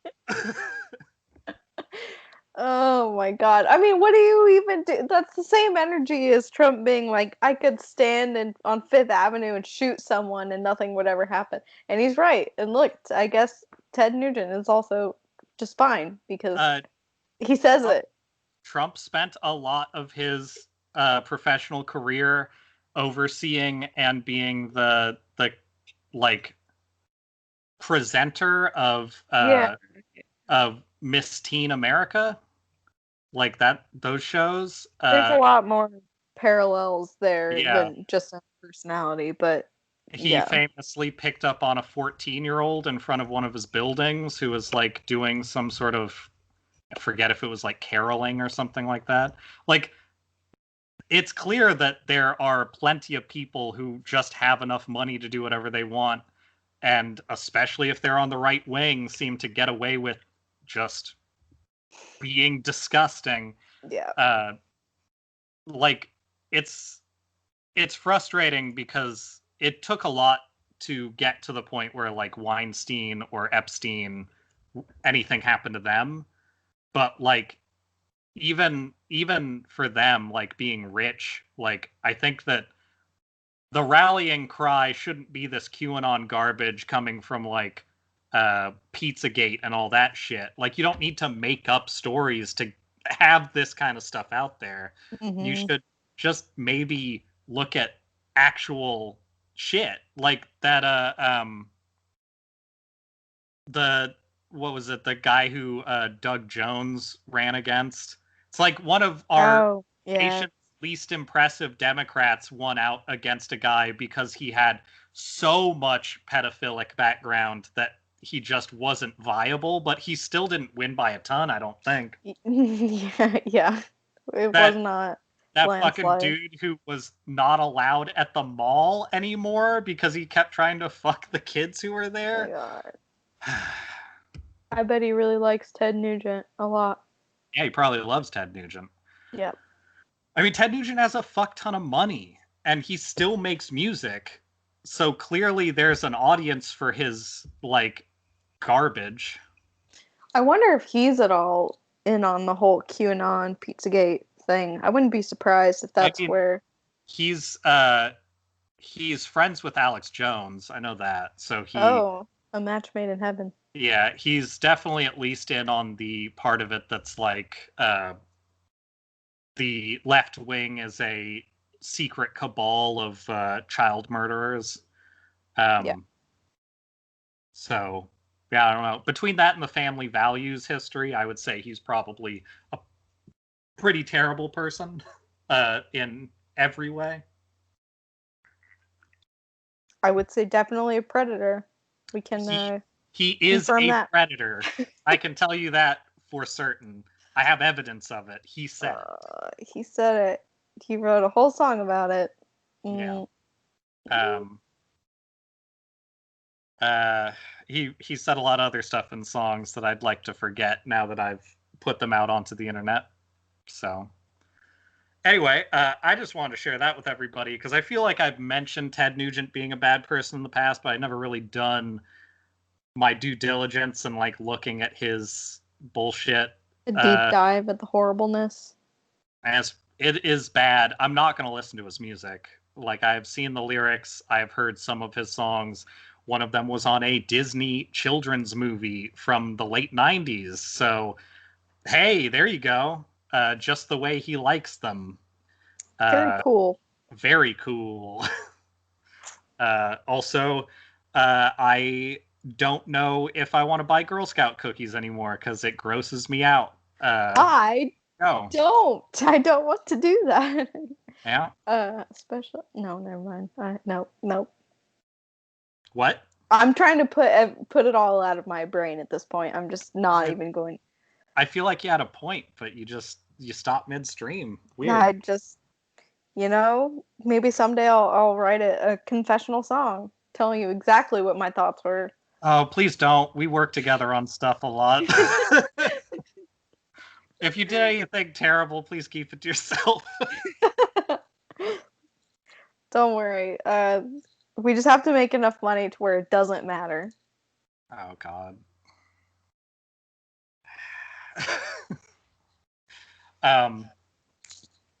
We never had this conversation. I don't have any reason to doubt anything that you're doing. That's where I'm leaving it. Oh, man. It's rough. It's rough stuff. Not great. It's kind of shocking how people can just kind of get away with anything, but people are out there talking about like how deviant a lot of like left-wing artists are and stuff. Like, I've never heard Ted Nugent make as much news as like that one art student who made like a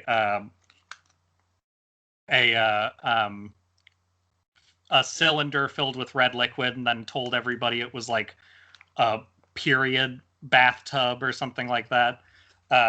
Like, artists do that kind of stuff all the time, but apparently if it has to do with something that normies find potentially icky. It just doesn't play by the same rules as like actual sexual predators and stuff like that. That's fine. Nobody needs to talk about that.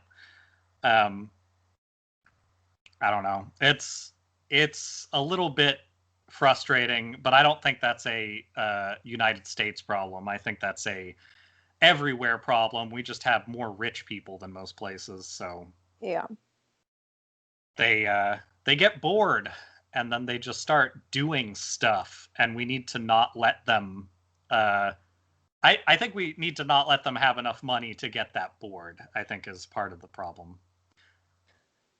Well, I don't know. We could let them get bored enough to where they start writing songs confessing the things that they did, but it just has to there has to be a outcome after that instead of giving them more money to get more bored to make more songs. You can't really be legally binding with a song somebody wrote, which is good, but at the same time, maybe you should investigate a little bit, because like a lot of stuff that we do know about him mirrors pretty exactly what he's talking about, so maybe check it a little bit. Yeah, I would say it's a good idea. Yeah.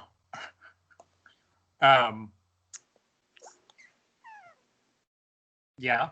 That mixed with the other music atrocity, which is the music that Trump has played at his like speeches and campaign stuff. Isn't it that one song he plays what's it called? He plays music that's all like geared towards the widest amount of people liking it. They play a lot of Queen. They play like We Are the Champions. They play stuff like that. But specifically the closeout of his like pseudo concession speech was YMCA, which is very funny to me. Like you ought to talk about like the mild appropriation of like white people and a yee meme. It's way more obvious with that kind of shit of like, let's play all of these songs that are like gay community songs that people like, and especially like Queen, where it's like, we're just gonna pretend like that has nothing to do with the gay community. Like all of the like sports teams and stuff that use that stuff, it's like the most appropriate thing in the world that Trump would use it. But YMCA is the most like the image of YMCA is like the village people in costume, like throwing their hands out, like, look how gay we are, and having it be like his speech song, like, oh, we're ending on a strong note, is so weird. It's very good. I imagine his like his library has to be pretty whittled down by down to like the widest of the widest songs, or just people who maybe are even dead and can't give their permission or not, because so many artists have been like, stop, you can't play our songs anymore. Yeah. I can't remember. There was one celebrity who was really outspoken about that happening, but I don't remember who it was. I don't know. No inkling of it, because I can't think of it. I know it was a woman. I was going to say Rihanna, but I'm pretty sure it's not Rihanna. I don't know who it was. I know Billie Eilish had a lot of things to say at one point. But they were playing Billie Eilish at his events? No. Artists talking about him. Oh, okay. Yeah. Yeah, I know. She did. But there's a special irony in that song being his like triumphant victory lap song. I wonder what the future of Trump shit is going to look like with like, because he could go back to vlogging, but I feel like he's going to want more faster than that based on the way he is. like I had people asking me if I thought that it was possible that he would try to directly assassinate somebody, and like, no. Like, he's one of those people who uh he wants everything, but he doesn't want to actually work for it. Like, that's just Right. sort of who he is. Like, that nothing could kind of state that better than just him uh inciting the riot on the Capitol and then going home and watching it on TV. It's like the Mhm. most like indicative of his personality thing that we have to look at. Or his immediate reaction to winning the election in 2016. He Hmm. was like, fuck. Yeah, like, I don't want to work. I've been doing like fucking 5-minute portions on TV shows that I'm the star of and like getting Yeah. paid tons of money for it. I don't want to fucking like I actually don't want have to to do spend it. 4 years being up in the morning and doing this stuff. Like, yeah, I don't know what his deal is going He's forward. like the dog that caught the car, or whatever that saying is. Yeah, that that saying that the Joker says or whatever. Does he? I don't know. I think so. I think that's a Dark Knight thing. Ugh. Yeah. Whatever. Um yeah, I went on a really dark deep dive a week or so ago, probably right after our last podcast, just looking at a lot of the like tribute art of people, and like the Donald Trump presidency, and Mhm. it becomes impossible to tell if it's like cynical or not at a certain point. Like, some like a lot of it's cynical, but if it's like parody or if it's like people doing it because they want to, and I feel like that's the worst place to be in. Of like, I don't know, like Trump with Joker makeup on is ridiculous, but also like they might feel that way, or like the people who try to make Trump look like he's like a strong, attractive man that are just like, what is this? Like, you can't Some just extra level of brain worms. you can't just make this weird orange man like slightly more chiseled and then like give him like a steely gaze or something and make him a man's man. Like, he's the softest soft boy fail son ever. That's his Mhm. whole brand. Is he's a chubby, he's tall, so I guess he gets a pass on that shit. He's a chubby, tall basement boy who got to have all the money he wanted, and that's like his thing. Is he even tall because he wears lifts? He's like at least with the lifts, but he's like 6'3". Like, he's taller than me by like an inch or so. And even if that's lifts, he's still my height and like the shape of a fucking walrus standing up. So like That's he's a so funny. I never knew that. It's just the way that he is, and like his yeah. stature and everything about him seems so short to me that I Uh-huh. had never even thought about that. That's the thing. If you're tall, you kind of have to be at least a little bit like comfortable with the fact that you are in a weird like visibility, and he feels like he took that and ran with it so hard that he's always like it's so much that it's like Napoleon complex, so you just Mm. assume he's short because he has like that weird thing where he stands like this all the time, where Yeah. like his back is like a weird like his torso and his legs are on two different planes, Yes. and He there's a stands at an connector angle. piece. Yeah. Yeah.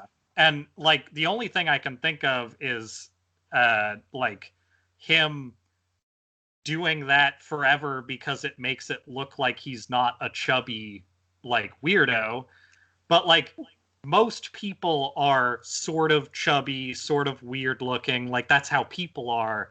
And the only way you could end up like that is if you're just very vain and in a suit whenever people see you in public. And I don't know. His like weird, his hands are small and he's like really freaked out by it, like all of that kind of stuff. I don't know. He's a real mess, and I'm sure we're gonna have to hear about him for.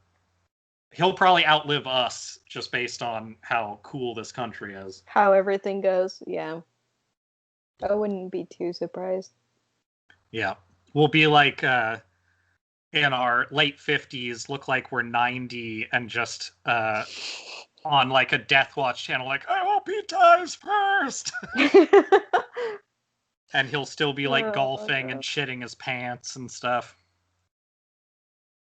The fact that there are just images cyborg. Out there. Yeah, of course. The fact that there's like images out there of him golfing with just like shit in his pants is like, you just can't look at him and go like, what a winner. But they do anyway. But I guess this inauguration should be a kind of cap on that. We'll see how it goes. They had that guy with the fake credentials that was trying to get into the fenced area. So, oh really? Yeah, they had a guy with like a fake ID and fake press credentials and a gun was trying to get into the fenced area for like inauguration stuff. Very cool. So like, you know, there's assholes out there trying to like be the,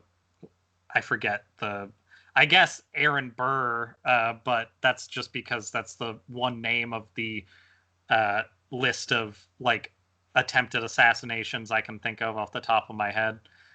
But there's plenty of people out there that, with how many people we have in this country who are just fucking brain diseased at this point, there's gonna be people trying to do that shit. I'm surprised they weren't before. Like, you would think that if they believed that so strongly, they would have already been out there trying to do that shit. But now that they can get a lot of publicity, people who are like sort of using it as like a suicide to look great kind of stuff, I feel like is going to pick up a little. But on the uplifting side, the amount of violence and assassinations and stuff, even against left-wing people, is slightly less than it was in the 60s. So we're not like backslid all the way to like how bad that was, but we're certainly not doing amazing. Yeah. I imagine if it does get really bad, it won't be until we swing politics back again, because that feels like where we would see the worst of it. But I don't know. I'm not exactly hopeful, but I'm like I'm pretty convinced that there are parts of the shittiness that we're going to have to fix to placate people no matter what. And I'm curious if some of that lackluster fixing that's going to happen in the next like 2 years is going to be enough to like spur people into being pissed off that it's so little. That's sort of what I think is probably going to happen. And that could actually lead to something useful. I could see that being a good thing. There's always the vague chance that they could be like, we're going to fix things for real, but like my guess is there's a new take on like Obamacare kind of thing in the future, where they don't actually fix anything, but like a few like 100,000 more people are going to get like the ability to get care and only be kind of fucked forever, and that'll be their like talking point in like 2 years. And I bet they'll send out checks to people that are larger in the next couple months, and that'll be like, neat. Hey, I got 2 rents instead of half a rent. Isn't that cool? Boy. Yay. I'm interested to see where it goes. I'm not interested in having all the conversations I'm probably going to have with people about why I'm not satisfied with it, because I feel like that's probably coming. But we'll see. Yeah, I'm not interested in the conversations I'm going to have talking right-wing people down from a ledge because they think that socialism is upon us. Yeah. I remember the pressman at work telling me when the idea of the Green New Deal was brought up that gas would be $100 a gallon, and being legitimately terrified of his life being ruined because he would have to pay so much for gas, and having to talk him down of like, people aren't going to pay that. They can't afford it. The fact that you're thinking of it like I could afford this and it would be really expensive is maybe an indicator that you have more money than you think, because most people would not be able to afford it. Yeah. And if that were the case, that would actually be a great thing, but that's not going to happen. Like, that's not the way that they're going to treat it. Oil companies still want to sell their oil. You're going to get a price that is higher, and it's not going to be fucking $100 a gallon, because that's stupid. God. What was the other thing that they were telling people? Like they're gonna take all your cows away or something? Yeah, they're gonna outlaw beef. No more hamburgers. Yeah, they're gonna outlaw beef. They're gonna make gas more expensive than gold, and they're going to they're gonna take all of your houses away. Basically, was the other thing, which, like, in a sideways kind of way, that would be great. Like, if people could come in and just not allow landlords to own a whole bunch of houses to like garnish the wages of all the people who live in them. Yeah, I'm fine with that. Owning property or living in property, I would love a system where nobody owns property exactly, but they have like they have essentially a stewardship over a property in which they pay taxes accordingly, as opposed to like pay out inordinate sums of money to places that manage those properties. And then that just goes into government as taxes like it would for anything else. Like, that makes total sense to me. Simplified taxes don't seem like a bad thing at all. They seem like a very clarifying and like even set of rules. And that would be cool. Yeah. As a person who's currently dealing with a bunch of dumb tax shit. Yeah. Yeah, that would be nice. How's your dumb tax shit? Is it good? I'm being hunted down by the IRS because it's their fault. Yeah. Well, that's fun. Yeah. My roommate is having to deal with the IRS as well. I have a couple of friends who that's the case for. It's fun how many of us are dealing with that, and how we don't really hear about that being a problem for certain other people. Yeah. Weird how IRS stuff comes down on people who like don't want to pay it because they need to still eat this week, as opposed to people who don't want to pay it because they want to have extra money in case their fifth house has an issue with the plumbing or something. Weird how that happens. Weird. Yeah. It's almost like those people don't even have to manage their own money. So they never... It is the exact same thing as owning a company and being like, I take all the risk. It's like, you don't take any risk. Yeah, okay, bud. You pay people to take risk for you, and then you take credit for their risk aversion. It's nothing. I don't know.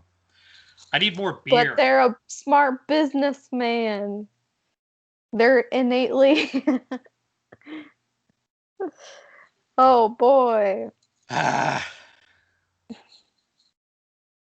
I'm having to try really hard not to wrap this up using Ted Nugent quotes. I was considering it, but I withheld. Hopefully I can push all of that out of my brain by next week, because it's just a lot. Put it aside. I looked up a bunch of shit about like the dark saber in Star Wars and a bunch of other garbage.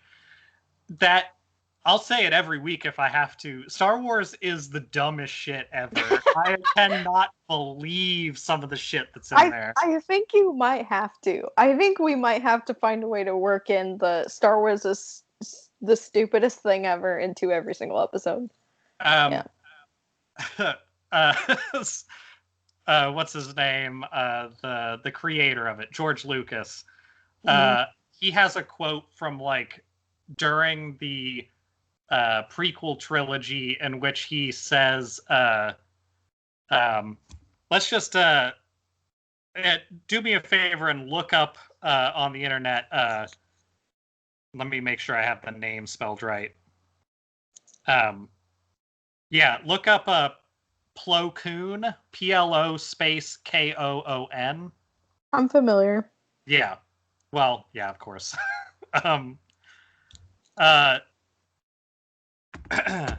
The animated version of him especially kind of shows off his visage.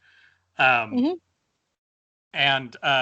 there's a quote from George Lucas saying anybody who likes Plo Koon has brain disease.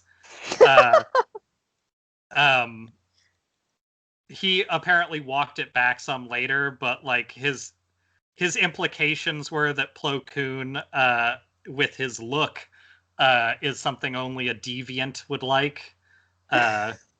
So, you know. that feels like a trap, dude. You can't. Yeah. That's not very nice. I wonder what he has said about Kit Fisto. I mean, Kit Fisto. Nothing wrong with Kit Fisto. I love Squid Man. Yeah, Squid Man just happens to not have a face that looks kind of like a vagina, so he's fine. No problem with that. I will say, let me just get this nice and big. This picture on my phone of Kit Fisto. I would like people to really drink in what we're supposed to take as like good. I was gonna show you the same Hey! Look at that fucking dude. Let's get the fire on there. Kit Fisto is a nightmare. There's a lot of characters in Star Wars, and their naming schemes are terrible. One of the things that I was reminded of, don't give me that shit. One of the things I was reminded of was Darth Maul has a family because he survives being cut in half, and you get to meet his family in other media. So just no one ever dies ever, forever, at all. Yeah, and the thing that you could really take from, fucking in the extended universe and now in canon, Boba Fett is eaten by a sandworm and lives. Yeah. But what's fuck? I need to look up the name of Maul's brother, because it's like, it's very bad. Okay, so Darth Maul, apparently his family name is Opress, Opress, and he has a brother who is a yellow Darth Maul, and his name is Savage Opress. Savage Oppress. Okay. Uh-huh. Oh yeah. Okay. This sounds like it was definitely. Was this invented during the Clone Wars era? Because that sounds like it would be invented during the Clone Wars era. You know, like the animated TV show. I think a lot of this stuff was actually storyboarded out during the prequel trilogy, because there's a major character that acts as the antagonist in the Clone Wars TV show that is also in the movie that leads into it, that was originally an option for the role that Darth Maul has. Like, there's a bunch of people who have storylines that are just straight up like original ideas from the trilogy that didn't make it in. And then there's a lot of other stuff that is in the Clone Wars that was like cut or like unused still during the prequel movies. So like, I don't know. I do remember hearing a lot of stuff about his George Lucas's like ideas for those movies, not only being very different from his original ideas that I read like the scripts from when I was young, but also like the original scripts he had were much more like the original trilogy. And then the new versions he made sounded like they would have been like 5-hour movies, and they had to like cut them down to be what they became. And a lot of that extra story material got turned into what the Clone Wars stuff was. Interesting. But the original script trilogy was a very different thing too. If I remember, it was like the first movie was vaguely similar, and the end of the third movie was an entire movie, and the space in between was like a big war. So it was like, also the original version of the Clone Wars had some stuff to do with things they used for Old Republic stuff, where like they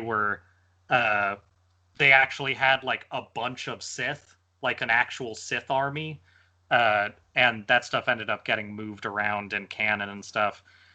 None of this stuff is good or interesting. It's just like, it's a lot of shit. Anyway. Fun to think about. Savage Opress and I need to stop my brain from drifting back to how terrible Ted Nugent is. So I think we're going to have to call this one. Here's what I think the song Girl Scout Cookies might sound like. Okay.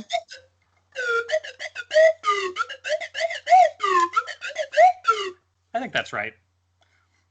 I think so. I think it might also sound like just vague police sirens in the background. Yeah, it's just sort of a flashing light in the distance and somebody on a loudspeaker saying, "Do you know where Ted Nugent is? Keep your kids inside." Well, please. That would be the proper response. It would. All right. We have to end this. We cannot talk about Ted Nugent anymore. No, or eat Girl Scout cookies anymore. Yeah, forever. It's all Savage Opress from here on out. Something wholesome. Yeah, wholesome, like Star Wars. Oh god. Well, those movies. I was gonna. Anakin's a date rapist. Okay, let's get out of here. Okay, good. Well, save the hottest takes for last. Be gone thoughts, I guess. Jabbers.